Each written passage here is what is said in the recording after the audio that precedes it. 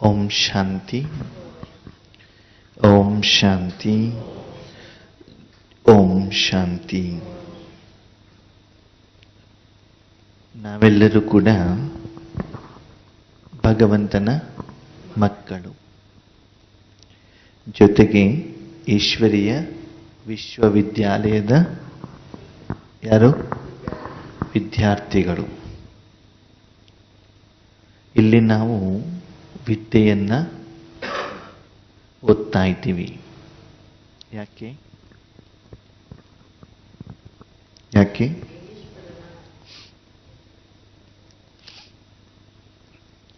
ಆತ್ಮ ಈ ಪ್ರಪಂಚಕ್ಕೆ ಬಂದಿರೋದು ಯಾಕೆ? ಪಾತ್ರವನ್ನ ಮಾಡಲಿಕ್ಕೆ ಅಂತ ನಮಗೆ ಭಗವಂತನ ಜ್ಞಾನ ಸಿಕ್ಕಿದ ಮೇಲೆ ಗೊತ್ತಾಗಿದೆ. ಸತ್ಯನೇ, ಪಾತ್ರ ಮಾಡೋದು ಹೌದು. ಆದರೆ ಮುಖ್ಯವಾಗಿ ಆತ್ಮ ಬಂದಿರೋದು ಜೀವನ ನಡೆಸಲಿಕ್ಕೆ ಅಲ್ವಾ? ಆ ಜೀವನದ ಮೂಲಕ ಆ ಜೀವನದ ಫಲ ಇದೆಯಲ್ಲ, ಆ ಫಲವನ್ನು ನಾವೇನು ಮಾಡಬೇಕಾಗ್ತದೆ? ಅನುಭವಿಸಬೇಕಾಗ್ತದೆ. ಆ ಜೀವನದ ಫಲ ಯಾವಾಗಲೂ ಕೂಡ ಆತ್ಮನಿಗೆ ಒಳ್ಳೆಯದಾಗಬೇಕು, ಸುಖವನ್ನು ಕೊಡಬೇಕು, ನೆಮ್ಮದಿಯನ್ನು ಕೊಡಬೇಕು, ಅದಕ್ಕೆ ಬೇಕಾಗಿರುವಂತಹ ನಿರೀಕ್ಷಿತ ಫಲ ಬರಬೇಕು ಹೇಳುವಂಥ ಆತ್ಮದ ಇಚ್ಛೆ ಇರ್ತದೆ. ಅದಕ್ಕೆ ಬೇಕಾಗಿರುವಂಥ ಫಲ ಸಿಗದಿದ್ದಾಗ ಏನಾಗ್ತದೆ? ಅದಕ್ಕೆ ದುಃಖ, ನೋವು ಬರ್ತದೆ. ಆ ದುಃಖ ಮತ್ತು ನೋವಿಗೆ ಕಾರಣ ಮತ್ತು ನಿವಾರಣೆ ಜೀವನ ನಡೆಸುವಂತಹ ಕಲೆಯನ್ನ ಭಗವಂತ ನಮಗೆ ಈಶ್ವರೀಯ ವಿಶ್ವವಿದ್ಯಾಲಯದ ಮೂಲಕ ತಿಳಿಸ್ತಾ ಇದ್ದಾರೆ. ಅದರಲ್ಲಿ ನಮಗೆ ಭಗವಂತ ವಿಶೇಷವಾಗಿ 4 ವಿಷಯವನ್ನು ತಿಳಿಸ್ತಾರೆ.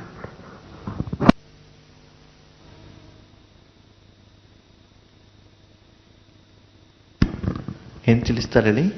4 ವಿಷಯ. ಯಾಕೆಂದ್ರೆ ಆ ನಿಮ್ಮ ಜೀವನ ಸರಿಯಾಗಿ ಆಗಬೇಕು ಅಂತಂದರೆ ಆ 4 ವಿಷಯಗಳಲ್ಲೂ ಕೂಡ ಏನು ಮಾಡಬೇಕು? ಒಳ್ಳೆ ಮಾರ್ಕ್ಸ್ ಅನ್ನ ತೆಗೆದುಕೊಳ್ಬೇಕಾಗ್ತದೆ. ಅದರ ಆಧಾರದಲ್ಲಿ ನಿಮ್ಮ 5000 ವರ್ಷದ ಜೀವನ ಏನಾಗಿದೆ? ಅವಲಂಬಿತ ಆಗಿದೆ ಅಲ್ವಾ? ಹಾಗಿದ್ರೆ ಆ 4 ವಿಷಯ ಯಾವುದು? ಜ್ಞಾನ, ಯೋಗ, ಧಾರಣೆ ಮತ್ತು ಸೇವೆ. ಸರಿ, ನೀವು ಈಶ್ವರೀಯ ವಿಶ್ವವಿದ್ಯಾಲಯದಲ್ಲಿ ಇದ್ದೀರಿ. ಭಗವಂತ ವಿದ್ಯೆಯನ್ನ ಕೊಡ್ತಾ ಇದ್ದಾರೆ.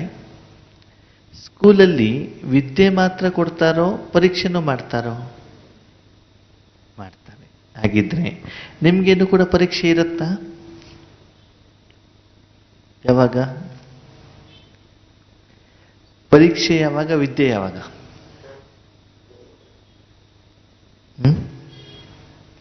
ನಮ್ಮ ಈಶ್ವರೀಯ ಜೀವನದಲ್ಲಿ ಪರೀಕ್ಷೆ ಯಾವಾಗ ಆಗ್ತಾ ಇರ್ತದೆ? ವಿದ್ಯೆ ಯಾವಾಗ ತಗೊಳ್ತಾ ಇರ್ತೀವಿ? ಕಷ್ಟ ಬಂದಾಗ ಪರೀಕ್ಷೆ ಅಲ್ವಾ? ನೋಡಿ, ಒಂದು ದಿನದಲ್ಲಿ 1 ಗಂಟೆ ಮಾತ್ರ ಶಿಕ್ಷಣ, ಉಳಿದಿರುವಂತೆ 23 ಗಂಟೆ ಪರೀಕ್ಷೆನೆ. ಇಲ್ಲಿ ಪರೀಕ್ಷೆ ಅಂತಂದ್ರೆ ವೈಟ್ ಪೇಪರ್ನಲ್ಲಿ ಬ್ಲೂ ಪೆನ್ ತಗೊಂಡು ಪ್ರಶ್ನೆಗೆ ಉತ್ತರ ಬರೆಯೋದಲ್ಲ. ನಮ್ಮ ಮನಸ್ಸಿನಲ್ಲಿ ಬರುವಂಥ ಪ್ರತಿಯೊಂದು ಸಂಕಲ್ಪಗಳು, ಯೋಚನೆಗಳು, ಚಿಂತನೆಗಳು, ಆ ಸಂಕಲ್ಪಗಳಿಗೆ ಏನು ಉತ್ತರ ಕೊಡಬೇಕು, ಏನು ಕರ್ಮವನ್ನು ಮಾಡಬೇಕು, ಯಾವ ರೀತಿ ಯೋಚನೆ ಮಾಡಬೇಕು, ಎಲ್ಲಿಂದನೇ ಆರಂಭ ಆಗ್ತದೆ ಪ್ರಶ್ನೆಗಳು. ಆ ಎಲ್ಲ ಪ್ರಶ್ನೆಗಳಿಗೆ ಉತ್ತರವನ್ನು ಭಗವಂತ ಏನು ಮಾಡ್ತಾರೆ? ಜ್ಞಾನದ ಮುಖೇನ ನಮ್ಗೇನು ಮಾಡ್ತಾ ಇರ್ತಾರೆ?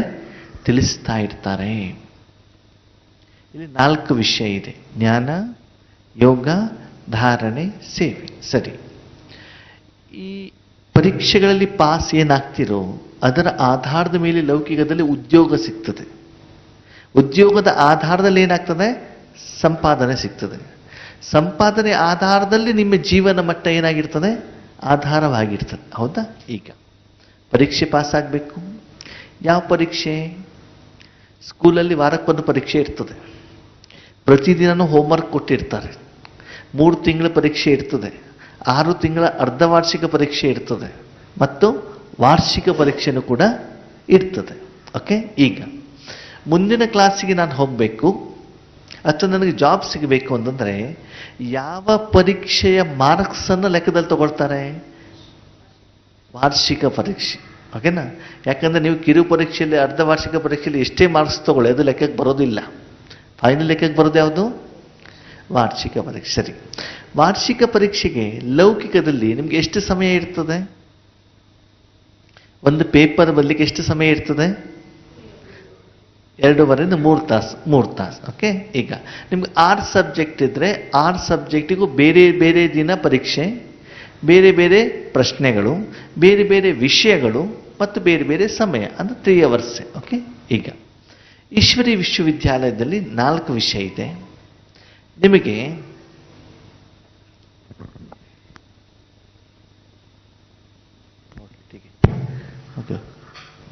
ಓಂ ಶಾಂತಿ.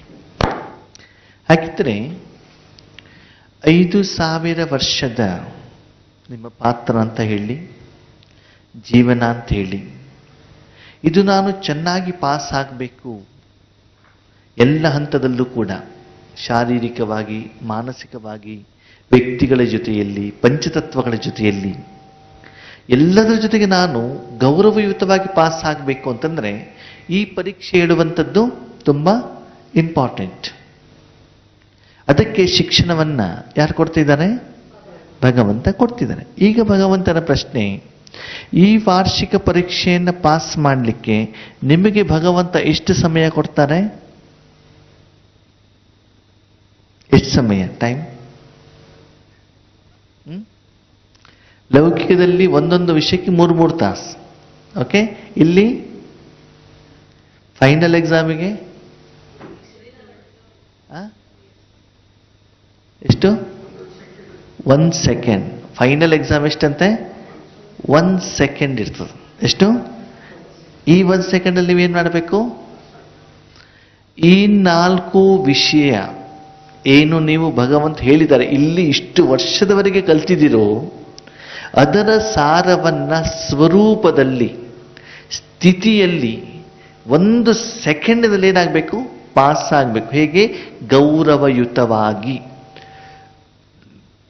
ಆ 4 ವಿಷಯಗಳಲ್ಲಿ ಒಂದು ವಿಷಯ ಫೇಲ್ ಆದರೂ ಕೂಡ ಪೂರ್ತಿ ಎಕ್ಸಾಮ್ ಏನಾಗಿರ್ತದೆ?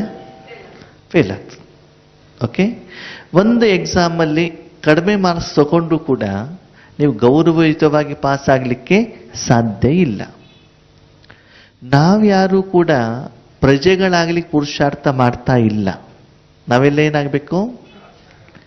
ಮಹಾರಾಜನಾಗಬೇಕು. ರಾಜ ಅಲ್ಲ, ಲಕ್ಷ್ಮೀನಾರಾಯಣನೇ ಆಗಬೇಕು, ಅಥವಾ ನಿಶ್ಚಿತ ಚಕ್ರವರ್ತಿನೇ ಆಗಬೇಕು. ಸರಿ, ಧ್ಯೇಯ, ಗುರಿ, ಉದ್ದೇಶ, ಇಚ್ಛೆ ಇಟ್ಕೊಳ್ಳೋದ್ರಲ್ಲಿ ಏನು ತಪ್ಪಿಲ್ಲ, ಇಟ್ಕೊಳ್ಬೋದು. ಪ್ರತಿಯೊಂದು ವಿದ್ಯಾರ್ಥಿನೂ ಕೂಡ ಸ್ಕೂಲಿಗೆ ಹೋದಾಗ ಅವನಿಗೆ ಇಚ್ಛೆ ಇರ್ತದೆ ಫಸ್ಟ್ ರ್ಯಾಂಕ್ ಬರಬೇಕು ಅಂತ. ಆದರೆ ಅದಕ್ಕೆ ತಕ್ಕಾಗಿ ಲಕ್ಷ್ಯ ಮತ್ತು ಲಕ್ಷಣಗಳು ಬೇಕಲ್ಲ, ಪುರುಷಾರ್ಥ ಬೇಕಲ್ಲ, ಪ್ರಯತ್ನ ಬೇಕಲ್ಲ. ಕೇವಲ ನಾನು ಫಸ್ಟ್ ರ್ಯಾಂಕ್ ಬರ್ತೇನೆ ಅಂತ ಬರೀ ಮನಸ್ಸಿನಲ್ಲಿ ಹೇಳಿದ್ರೆ ಆಗೋದಿಲ್ಲ, ಅದನ್ನು ಕಾರ್ಯದಲ್ಲಿ ತರಬೇಕಾಗ್ತದೆ. ಹಾಗಿದ್ರೆ ಈ 1 ಸೆಕೆಂಡಿನ ಏನು ಪರೀಕ್ಷೆ ನಾನು ಎದುರಿಸಬೇಕು, ಆ ಸೆಕೆಂಡು ನಿಮ್ಗೆ ಹೇಳಿಬಿಟ್ಟು ಬರ್ತದ? ಹೌದು ತಾನೆ? ಇಲ್ಲಾದರೆ 15-20 ದಿವಸದ ಮೊದಲೇ, ಅಥವಾ ಇನ್ನು ಪಬ್ಲಿಕ್ ಎಕ್ಸಾಮ್ ಮೊದಲು ಇದ್ದಾಗ 6 ತಿಂಗಳ ಮೊದಲೇ ಏನಾಗಿರ್ತದೆ? Date final ಆಗಿದಿರ್ತದೆ. ಇಲ್ಲಿ ನಮಗೆ ಸಮಯ ಹೇಳಿಬಿಟ್ಟು ಬರೋದಿಲ್ಲ ಅಂತಂದಾಗ ನಾವು ಈಗಿನಿಂದನೇ ಏನು ಮಾಡಬೇಕಾಗ್ತದೆ? ಅದನ್ನು ಪ್ರಿಪರೇಷನ್, ಪ್ಲ್ಯಾನಿಂಗ್ ಮಾಡಬೇಕಾಗ್ತದೆ. ಅದು ಯಾವಾಗ ಬೇಕಾದರೂ ಬರ್ಬೋದು. ಅವಾಗ ನಾವು ಎವರ್ ರೆಡಿ ಆಗಿರ್ಬೇಕು. ಏನಾಗಿರ್ಬೇಕು? ಎಕ್ಸಾಮ್ ಕೊಡ್ಲಿಕ್ಕೆ ಎವರ್ ರೆಡಿ ಆಗಿರಬೇಕು. ಅಂದರೆ ಹಾಗಿದ್ರೆ ಆ ಸ್ಥಿತಿ ಯಾವುದು, ಆ ಸ್ವರೂಪ ಯಾವುದು? ಅದರಲ್ಲಿ ಇಲ್ಲಿವರೆಗೆ ನೀವು ಕೇಳಿರುವಂತಹ 4 ವಿಷಯ ಜೊತೆಗೆ ಭಗವಂತ ಹೇಳಿರುವಂಥ ಎಲ್ಲ ಜ್ಞಾನ ಅದರಲ್ಲಿ ಏನಾಗಿರಬೇಕು? ಭಗವಂತ ಹೇಳುವಂಥ ಎಲ್ಲ ಜ್ಞಾನ ಯಾವುದಕ್ಕೆ? ಜ್ಞಾನ, ಯೋಗ, ಧಾರಣೆ, ಸೇವೆ, ಈ 4 ವಿಷಯಗಳ ಬಗ್ಗೆ ಭಗವಂತ ಇಲ್ಲಿವರೆಗೆ ಏನು ವಿಷಯವನ್ನು ತಿಳಿಸಿದ್ದಾರೆ ಅದೆಲ್ಲನೂ ಅದಲ್ಲೇನಾಗಿರಬೇಕು? ಕವರ್ ಆಗಿರಬೇಕು. ಯಾವುದಲ್ಲಿ? ನೀವು 1 ಸೆಕೆಂಡಿನಲ್ಲಿ ಕೊಡುವಂಥ ಉತ್ತರದಲ್ಲಿ. ಆ ಉತ್ತರವನ್ನ, ವಿಧಿವಿಧಾನವನ್ನ, ಸ್ವರೂಪವನ್ನ ನೀವು ಈಗಿನಿಂದಲೇ ಪ್ರಾಕ್ಟೀಸ್ ಮಾಡ್ತಾ ಇದ್ರೆ ಅಂತಿಮದಲ್ಲಿ ನಿಮ್ಗೆ ಏನಾಗ್ತದೆ? ಸಹಜವಾಗ್ತದೆ. ಓಕೆನಾ? ಈಗ ನಮ್ಮ ಯೋಗ ಹೇಗೆ ನಡೀತಾ ಇದೆ? ನನ್ನಾತ್ಮ ಬಿಂದು ಅಜರ ಅಮರ ಅವಿನಾಶಿ ಪರಂಧಾಮಕ್ಕೆ ಹೋಗ್ತೇನೆ ಅಂತಂದ್ರೆ ಹೋಗ್ಲಿಕ್ಕೆ ಅರ್ಧ ಗಂಟೆ ಬೇಕು, 10 ನಿಮಿಷ ಬೇಕು. ಆವಾಗ 1 ಸೆಕೆಂಡಲ್ಲಿ ಹೇಗೆ ಎಕ್ಸಾಮ್ ಪಾಸ್ ಮಾಡ್ತೀವಿ ನಾವು? ಹಾಗಿದ್ರೆ ಆ ವಿಧಿ ಏನು ಅಂತ ಬಾಬಾ ಕೇಳ್ತಾರೆ. ಹೇಳಿ, ಏನದು ವಿಧಿ? 1 ಸೆಕೆಂಡಲ್ಲಿರಬೇಕು, 4 ವಿಷಯ ಕವರ್ ಆಗಿರಬೇಕು. ಇಷ್ಟು ವರ್ಷ ಭಗವಂತ ಹೇಳಿರುವಂಥ ಎಲ್ಲ ಜ್ಞಾನನೂ ಕೂಡ ಅದರಲ್ಲಿ ಸಮಾವೇಶ ಆಗಿರಬೇಕು. ಭಗವಂತನ ಮುರಳಿ ಯಾವುದೇ ವಿಷಯ ಬಂದ್ರೂ ಕೂಡ ಆ ನಿಮ್ಮ 1 ಸೆಕೆಂಡ್ ಸ್ಥಿತಿಯಲ್ಲಿ ಅದಕ್ಕೆ ಉತ್ತರ ಇರಬೇಕು, ಕ್ಲಾರಿಟಿ ಇರಬೇಕು, ಎಲ್ಲದಕ್ಕೂ ಉತ್ತರ ಇರಬೇಕು. ಅದರಲ್ಲಿ ಯಾವುದೇ ಶಬ್ದವನ್ನು ಹೇಳಿ, ಯಾವುದೇ ಮಹಾವಾಕ್ಯವನ್ನು ಹೇಳಿ, ಏನೇ ಹೇಳಿದ್ರು ಕೂಡ ಅದರಲ್ಲಿ ಇದೆ, ಆನ್ಸರ್ ಇದೆ, ಹೇಳಿದು ಬರಬೇಕು ಸಾರ. ಲೌಕಿಕ ಓದಿನಲ್ಲಿ ಏನಾಗ್ತದೆ ಅಂತಂದ್ರೆ 3 ಗಂಟೆಯಲ್ಲಿ ಪುಸ್ತಕದಲ್ಲಿ ಯಾವ್ಯಾವುದೋ ಒಂದೊಂದನ್ನು ನಿಮ್ಗೆ ಏನ್ ಮಾಡ್ತಾರೆ, ಆಯ್ಕೆ ಮಾಡಿಬಿಟ್ಟು ಪ್ರಶ್ನೆ ಕೊಡ್ತಾರೆ. ಇಲ್ಲ, ಹಾಗಲ್ಲ, ಪೂರ್ತಿ ಎಲ್ಲ ವಿಷಯ ಏನಾಗಬೇಕು, ಅದರಲ್ಲಿ ಕವರ್ ಆಗಿರಬೇಕು. ಆಪ್ಷನ್ಸ್ ಇಲ್ಲ ಇಲ್ಲಿ. ಎಕ್ಸಾಮ್ ಹತ್ರ ಬರ್ತಾ ಹೋದಾಗ ನಾವು ಟೀಚರ್ ಹತ್ರ ಕೇಳ್ತೀವಿ, ಏನಂತ, ಎಕ್ಸಾಮ್ ಬರುವಂಥ ವಿಷಯ ಮಾತ್ರ ಹೇಳಿ, ಅದು ಮಾತ್ರ ನಾನು ಓದ್ತೇನೆ ಅಂತ. ಇಲ್ಲಿ ಹಂಗಿಲ್ಲ. ಅದಕ್ಕೆ ಭಗವಂತ ಹೇಳಿದ್ರೆ, ಮಕ್ಕಳೇ ಪ್ರತಿದಿನ ಗಮನವಿಟ್ಬಿಟ್ಟು ಮುರುಳಿಯನ್ನ ಕೇಳಿ. ಯಾಕೆ ಹೇಳ್ತಾರೆ? ಯಾಕಂದ್ರೆ ಆ ದಿನದ ಮುರುಳಿನೂ ಕೂಡ ನಿಮ್ಮ ಫೈನಲ್ ಎಕ್ಸಾಮಿಗೆ ಏನಾಗ್ತದೆ, ಬೇಕಾಗ್ತದೆ. ಅದು ಕೂಡ ಸಮಾವೇಶ ಆಗಿದ್ದಿರ್ತದೆ, ಅದು ಬೇಕಾಗ್ತದೆ. ಅದಕ್ಕೆ ಪ್ರತಿದಿನ ಮುರುಳಿಯನ್ನು ಗಮನವಿಟ್ಬಿಟ್ಟು ಕೇಳಿ. ಸ್ವಾಮಿನಾಥನಾಗಿ ಕೇಳಿ, ನೇಮಿನಾಥನಾಗಿ ಅಲ್ಲ. ನಾನು ಮಾಡಬೇಕು ಹಾಗಲ್ಲ. ಹಾಗೆ ಆ ಸ್ಥಿತಿ ಯಾವುದು, ಸ್ವರೂಪ ಯಾವುದು, ಅದಕ್ಕೆ ಮಾತಾಡ್ತಾರೆ. ಓಕೆ, ಈಗ ಆ ಸ್ಥಿತಿ ಸ್ವರೂಪ ವಿಧಿವಿಧಾನದ ಮೊದಲು ಈ 4 ವಿಷಯದ ಬಗ್ಗೆ ಮೊದಲು ಚರ್ಚೆ ಮಾಡೋಣ. ಈ 4 ವಿಷಯಗಳು ಏನೇನು, ಅದರ ಅರ್ಥ ಏನು ಅಂತ ಮೊದಲು ಚರ್ಚೆ ಮಾಡೋಣ. ಓಕೆ, ಸರಿ. ಮೊದಲನೇ ವಿಷಯ ಯಾವುದು? ಜ್ಞಾನ. ಅವಾಗ ಈಗ ಜ್ಞಾನ ಕೊಟ್ಟಿರೋದು ಯಾರು? ಭಗವಂತ. ಏನಂತ ಜ್ಞಾನ ಕೊಟ್ಟರು ಬಾಬಾ ನಮಗೆ? ಮಗು ನೀನು ಆತ್ಮ ಅಂತ ಹೇಳಿದ್ರು. ಏನ್ ಹೇಳಿದ್ರು? ನಾವು ಭಗವಂತ ಹತ್ರ ಹೋಗ್ಬಿಟ್ಟು ಹೇಳ್ತೀವಿ, ಭಗವಂತ ಶಾಂತಿ, ಸುಖ, ಸಂತೋಷ, ಆನಂದ, ನೆಮ್ಮದಿ ಬೇಕು, ಇದಕ್ಕೇನು ಮಾಡಬೇಕು ಅಂತ ಪ್ರಶ್ನೆ ಕೇಳಿದ್ವಿ ನಾವು. ಯಾರ ಹತ್ರ? ಭಗವಂತನ ಹತ್ರ. ಅದಕ್ಕೆ ಭಗವಂತ ಹೇಳ್ತಾರೆ, ನೀನು ಸಂಪಾದನೆ ಮಾಡಬೇಕಾಗ್ತದಪ್ಪ, ಹಣ ಬೇಕಾಗತ್ತೆ ಜೀವನವನ್ನು ಮಾಡಲಿಕ್ಕೆ. ಲೌಕಿಕದಲ್ಲೂ ಹಣ ಇದ್ದಾಗ ಏನಾಗ್ತದೆ? ಶರೀರ ನಿರ್ವಹಣೆ ಮಾಡಬೇಕು ಅಂದರೆ, ಊಟ ಮಾಡಬೇಕು ಅಂದರೆ ಹಣ ಬೇಕು, ಬಿಲ್ಡಿಂಗ್ ಕಟ್ಟಲಿಕ್ಕೆ ಹಣ ಬೇಕು, ಬಟ್ಟೆ ಹಾಕೊಳ್ಳಿಕ್ಕೆ ಹಣ ಬೇಕು, ಆರೋಗ್ಯ ಸರಿ ಇಲ್ಲ ಹಣ ಬೇಕು, ಸ್ಕೂಲ್ ಅಡ್ಮಿಷನ್ನಿಗೆ ಹಣ ಬೇಕು, ಟೂರಿಗೆ ಹಣ ಬೇಕು, ಯಾವುದಕ್ಕೂ ಕೂಡ ಏನು ಬೇಕು? ಹಣ ಇದ್ರೆ ಶಾರೀರಿಕ ನಿಮ್ಮ ಖರ್ಚುಗಳನ್ನು ನೀವೇನು ಮಾಡಬಹುದು? ಸರಿದೂಗಿಸಬಹುದು. ಹಾಗೆ ಅದೇ ಕಾನೂನು ಆತ್ಮಕ್ಕೆ ಅಪ್ಲೈ ಆಗಿರುವಂಥ ಕಾರಣದಿಂದ ಇವತ್ತು ದ್ವಾಪರ ಯುಗದ ನಂತರದಲ್ಲಿ ನಾನು ಮಾಡಿರುವಂಥ ಸಂಪಾದನೆ ನನ್ನಲ್ಲಿ ಇಲ್ಲದೇ ಇರುವಂಥ ಕಾರಣದಿಂದ ಸಾಲಗಾರನಾಗಿ ನನಗೇನಾಗ್ತಾ ಇದೆ? ಇವತ್ತು ದುಃಖ ಬಂದಿದೆ. ಜನ್ಮಾಂತರದಿಂದ ನಾನು ಮಾಡಿರುವಂಥ ಪಾಪದ ಫಲ ಬರ್ತಾ ಇದೆ. ಆ 63 ಜನ್ಮದ ಸಾಲ ತೀರಬೇಕು. ಈಗಿನ ಜನ್ಮ ವಜ್ರ ಸಮಾನ ಆಗಬೇಕು. ಭವಿಷ್ಯದ 21 ಜನ್ಮ ಆರಾಮಾಗಿ ಕೂತ್ಕೊಂಡು ತಿನ್ಬೇಕು. ಯಾವುದರ ಆಧಾರದ ಮೇಲೆ? ಈಗ ನಾನು ಸಂಪಾದನೆ ಮಾಡಿ ಉಳಿತಾಯ ಮಾಡಿರುವಂಥ ಹಣದ ಆಧಾರದ ಮೇಲೆ, ಬೇರೆಯವರು ಸಂಪಾದನೆ ಮಾಡಿದ ಮೇಲಲ್ಲ. ಅಷ್ಟೇ ಆಗಬೇಕು ಅಂದ್ರೆ ನಾನು ಏನು ಮಾಡಬೇಕು ಅಂತ ಭಗವಂತ ಕೇಳ್ತಾನೆ. ಅಂದ್ರೆ ಆ ಎಲ್ಲ ಜ್ಞಾನವನ್ನು ನಮ್ಗೆ ತಿಳಿಸ್ತಾ ಇದ್ದಾರೆ. ಅಂದ್ರೆ ಮೊದಲನೇ ಪಾಠ ಭಗವಂತ ಹೇಳ್ತಿದ್ರೆ, ಮಗು ನೀನು ಯಾರು? ಆತ್ಮ. ನೀನು ಆತ್ಮ. ಉಳಿದಿದ್ದೆಲ್ಲ ಕರ್ಮೇಂದ್ರಿಯಗಳು ಅಷ್ಟೇ. ತನು, ಮನ, ಧನ, ಜನ ಇಲ್ಲ. ಏನು? ಕರ್ಮೇಂದ್ರಿಯಗಳು. ಮೂಲ ಕರ್ಮ ಮಾಡುವವನು ನೀನೇ. ಕರ್ಮಕ್ಕೆ ಕಾರಣನೂ ನೀನೇ, ಕರ್ಮದ ಫಲಕ್ಕೂ ಕಾರಣ ನೀನೇ.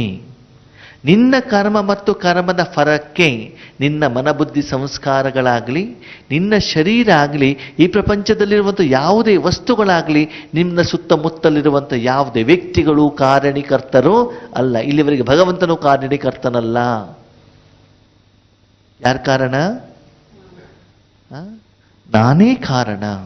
ಸರಿ, ಈಗ ನಿನ್ನ ಜೀವನದಲ್ಲಿ ತಪ್ಪು ಪರಿಕಲ್ಪನೆ ಬರ್ತಾ ಇದೆ, ತಪ್ಪು ಫಲ ಬರ್ತಿದೆ ಅಂತಂದ್ರೆ ಅದು ಸರಿ ಯಾವುದು ಅಂತ ನಾನು ನಿನ್ನ ತಿಳಿಸ್ತಾ ಇದ್ದೇನೆ. ಅದರಂತೆ ನಿನ್ನ ಜೀವನವನ್ನು ಇವಾಗ ಏನ್ ಮಾಡು? ಪರಿವರ್ತನೆ ಮಾಡಕು. ಅಂದ್ರೆ ಇಲ್ಲಿಯವರೆಗೆ ನೀನು ಶರೀರ ಅಂತ ತಿಳಿದುಕೊಂಡು ಶರೀರಕ್ಕೋಸ್ಕರ ಮಾಡಿದೆ, ಇದು ತಪ್ಪಾಯ್ತು. ಈಗೇನು ಹೇಳ್ತಾರೆ ಭಗವಂತ? ಆತ್ಮ ಅಂತ ತಿಳಿದುಕೊಂಡು ಆತ್ಮಕ್ಕೋಸ್ಕರ ಮಾಡೋದು. ಶರೀರ ಹೇಳುವುದು ಸಾಧನನೇ ಹೊರತು ಶರೀರ ನೀನು ಅಲ್ಲ. ಸಾಧನವನ್ನು ಸಾಧನವಾಗಿಯೇ ಬಳಸಬೇಕೇ ಹೊರತು ಅದು ನಾನು ಅಂತ ತಿಳಿದುಕೊಳ್ಳುವುದು ಅದು ಅಜ್ಞಾನ. ಮಾಲೀಕ ಮಾಲೀಕನೇ, ಸೇವಕ ಸೇವಕನೇ, ಸಾಧನ ಸಾಧನನೇ, ವ್ಯಕ್ತಿ ವ್ಯಕ್ತಿನೇ. ವ್ಯಕ್ತಿ ಸಾಧನ ಆಗೋದಿಲ್ಲ, ಸಾಧನ ವ್ಯಕ್ತಿ ಆಗೋದಿಲ್ಲ. ನಾವೇನ್ ಮಾಡ್ಬಿಟ್ಟಿದೀವಿ? ಸಾಧನವನ್ನೇ ವ್ಯಕ್ತಿ ಅಂತ ಮಾಡ್ಕೊಂಡ್ಬಿಟ್ಟಿದೀವಿ. ಇದನ್ನು ಮೊದಲು ಮೂಲವಾಗಿ ಮೂಲ ಕಾರಣವನ್ನು ನಮಗೇನು ಮಾಡ್ತಿದ್ದಾರೆ ಭಗವಂತ ತಿಳಿಸ್ತಾ ಇದ್ದಾರೆ. ಸರಿ, ಈಗ ನಾನು ಯಾರು? ಆತ್ಮ. ಹಾಗಿದೆ ಈ ಪ್ರಪಂಚಕ್ಕೆ ನಾನು ಬಂದಿರೋದು ಯಾಕೆ? ಆತ್ಮಕ್ಕೆ ಏನೋ ಕೊಡಬೇಕು ಅಂತ ಬಂದಿದ್ದೀನಿ ನಾನು. ನೀವಿಲ್ಲಿ ಪುರುಷಾರ್ಥ ಮಾಡ್ಲಿಕ್ಕೆ ಬಂದಿದ್ದೀರಲ್ಲ, ಯೋಗ ಮಾಡ್ಲಿಕ್ಕೆ ಬಂದಿದ್ದೀರಲ್ಲ, ಇಲ್ಲಿ ಯೋಗ ಮಾಡ್ಲಿಕ್ಕೆ ನೀವು ಬಂದಿದ್ದು ಕಾಂತಕ್ಕವರಿಗೋಸ್ಕರ ಅಲ್ಲ, ಕೃಷ್ಣಣ್ಣವರಿಗೋಸ್ಕರ ಅಲ್ಲ, ಯೋಗೇಶ್ ಅಣ್ಣವರಿಗೋಸ್ಕರ ಅಲ್ಲ. ಯಾರಿಗೋಸ್ಕರ? ನಿಮಗೋಸ್ಕರ ತಾನೇ? ಹೌದು ತಾನೇ? ಹಾಗೆ ಇಲ್ಲಿ ಬಾಬಾ ಹೇಳ್ತಾರೆ, ಇಲ್ಲಿ ಚೇರುಗಳಿದ್ದಾವೆ, ಬಿಲ್ಡಿಂಗ್ಗಳಿಗೆ ಇದ್ದಾವೆ, ಅದಕ್ಕೋಸ್ಕರ ನೀವು ಬಂದಿಲ್ಲ. ಬಂದಿರೋದು ಯಾರಿಗೋಸ್ಕರ? ನನಗೋಸ್ಕರ. ನಾನು ಯಾರು? ಆತ್ಮ. ನನಗೇನು ಬೇಕು? ಶಾಂತಿ ಬೇಕು. ನನಗೇನು ಬೇಕು? ನಿನಗೇನು ಬೇಕು ಅದನ್ನು ಕೊಡು. ಆ ನಿನಗೇನು ಬೇಕು ಅದನ್ನು ಕೊಡಲಿಕ್ಕೆ ಈತನು ಮನ ಧನ ಜನ ಎಲ್ಲ ಸಾಧನವಾಗಿ ಉಪಯೋಗ ಮಾಡು. ಏನ್ ಮಾಡು? ನಿನಗೋಸ್ಕರ ಅದನ್ನು ಉಪಯೋಗ ಮಾಡು. ನಾವೇನ್ ಮಾಡಿದ್ವಿ? ಸಾಧನಕ್ಕೋಸ್ಕರ ಆತ್ಮ ಮತ್ತು ಮನಸ್ಸನ್ನು ಉಪಯೋಗ ಮಾಡಿದ್ವಿ ಹೊರತು ನನಗೋಸ್ಕರ ತನು ಮನವನ್ನು ನಾನೇನ್ ಮಾಡಿಲ್ಲ, ಉಪಯೋಗ ಮಾಡಿಲ್ಲ. ಇಲ್ಲಿ ನಿಮ್ಮ ಲೆಕ್ಕಾಚಾರ ತಪ್ಪಿದೆ. ನಿನಗೇನು ಬೇಕು ಅದನ್ನು ಮಾಡು. ಹಾಗಿದೆ ನಾನು ಯಾರು? ಆತ್ಮ. ಇಷ್ಟು ದಿನ ಶರೀರ ಅಂತ ತಿಳ್ಕೊಂಡಿದ್ದಕ್ಕೆ ಶರೀರಕ್ಕೆ ನಾಲ್ಗೆಗೆ ಏನು ಬೇಕು ಅದನ್ನು ಕೊಟ್ವಿ, ಚರ್ಮಕ್ಕೆ ಏನು ಬೇಕು ಅದನ್ನು ಕೊಟ್ವಿ. ಓಕೆ, ಚಳಿ ಆಗ್ತಾ ಇದೆ ಏನು ಮಾಡ್ಬೇಕು ಅದನ್ನು ಕೊಟ್ವಿ, ಕಿವಿಗೆ ಏನು ಬೇಕು ಅದನ್ನು ಕೊಟ್ವಿ, ಚರ್ಮ ಬೆಳಗಾಗ್ಬೇಕು ಏನು ಮಾಡಬೇಕು ಅದನ್ನು ಕೊಟ್ವಿ. ಹೀಗೆ ಶರೀರವನ್ನು ಸಂಭಾಲನೆ ಮಾಡೋದು ಕಡೆನೇ ನಾವು ಗಮನ ಕೊಡ್ತಾ ಹೋದ್ವಿ ಹೊರತು ಆತ್ಮದ ಬಗ್ಗೆ ನಮಗೆ ಗಮನ ಇಲ್ಲ. ಈಗ ಯಾವ್ದು ಕಡೆ ಗಮನ ಕೊಡಬೇಕು? ಈಗ ನೀವು ಆತ್ಮ ಅಂತ ಗೊತ್ತಾಯ್ತು, ನನಗೆ ಆತ್ಮನಿಗೆ ಬೇಕು. ನಾವು ಕೇಳ್ತಾ ಇರೋದು ಆತ್ಮನಿಗೋಸ್ಕರ. ಸರಿ, ಯಾರು ಕೊಡ್ತಾರೆ? ಹೌದಾ?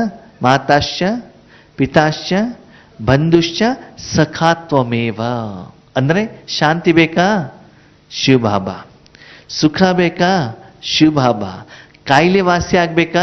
ಶಿವಬಾಬಾ. ವಿಕರ್ಮ ವಿನಾಶ ಆಗ್ಬೇಕಾ? ಶಿವಬಾಬಾ. ಲಕ್ಷ್ಮೀನಾರಾಯಣ ಆಗ್ಬೇಕಾ? ಶಿವಬಾಬಾ. ವಿಶ್ವ ಕಲ್ಯಾಣಕಾರಿ ಆಗ್ಬೇಕಾ? ಶಿವಬಾಬಾ. ವಿಶ್ವ ಪರಿವರ್ತನೆ ಆಗ್ಬೇಕಾ? ಶಿವಬಾಬಾ. ಸಿಟ್ಟು ಕಡಿಮೆ ಆಗ್ಬೇಕಾ? ಶಿವಬಾಬಾ. ಪವಿತ್ರತೆ ಬರಬೇಕಾ?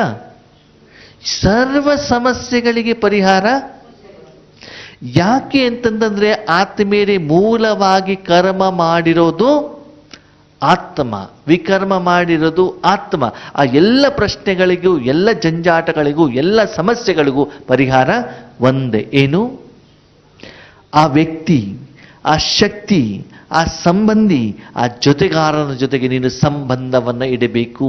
ಅವನಲ್ಲಿ ಹೋಗಿ ಶರಣಾಗು, ಅವನಲ್ಲಿ ಮನಸ್ಸನ್ನ ಇಡು, ಆ ಮನಸ್ಸನ್ನು ಶುದ್ಧ ಮಾಡಿಕೋ, ಆ ಮನಸ್ಸಿಗೆ ಶಕ್ತಿಯನ್ನು ತುಂಬಿಸ್ಕೋ. ಎಷ್ಟು ಹೆಚ್ಚಿನ ಸಮಯ ನಿನ್ನ ಮನಸ್ಸನ್ನ ಎಲ್ಲದಿಂದ ತೆಗೆದು ಭಗವಂತನಲ್ಲಿ ಇಡ್ತಾ ಹೋಗ್ತೀಯೋ ಆಟೋಮೆಟಿಕಲಿ ಎಲ್ಲ ವಿಷಯಗಳು ಅದರಲ್ಲಿ ಏನಾಗ್ಬಿಡ್ತವೆ? ಬಂದುಬಿಡ್ತವೆ. ಇವತ್ತಿನ ಮುರಳಿಯಲ್ಲೂ ಕೂಡ ಬಾಬಾ ಹೇಳಿದ್ದಾರೆ, ಪೂರ್ತಿ ಜ್ಞಾನದ ಸಾರ ಯಾವುದು? ಮನ್ಮನಾಭವ. ಏನ್ ಹೇಳಿದ್ರು? ಅವಾಗ ನಿನ್ನ ಆತ್ಮ ನಿನಗೇನು ಬೇಕು ಭಗವಂತನಲ್ಲಿದೆ. ಅವಾಗ ನೀನು ಯೋಗ ಯಾರ ಜೊತೆಗೆ ಜೋಡಿಸ್ಬೇಕು? ಅವಾಗ ಮನಸ್ಸು ಹೇಳುವಂತ ಇಂದ್ರಿಯವನ್ನು ಯಾರ ಹತ್ರ ಇಡಬೇಕಾಗ್ತದೆ? ಇವಾಗ ಯಾರ ಹತ್ರ ಇಡಬೇಕು? ಭಗವಂತನಲ್ಲಿಡಬೇಕು. ಹೇಗಿಡಬೇಕು? ರಾಜಯೋಗ ಅಂದ್ರೆ ಏನು? ಭಗವಂತ ಹೇಳ್ತಾರೆ, ದೇಹ ಸಹಿತ ದೇಹದ ಎಲ್ಲ ಸಂಬಂಧವನ್ನು ಮರೆತು ನಿನ್ನನ್ನು ನೀನು ಆತ್ಮ ಅಂತ ತಿಳಿದು ನನ್ನನ್ನು ನೆನಪು ಮಾಡು. ಹಾಗಂದ್ರೆ ಏನು?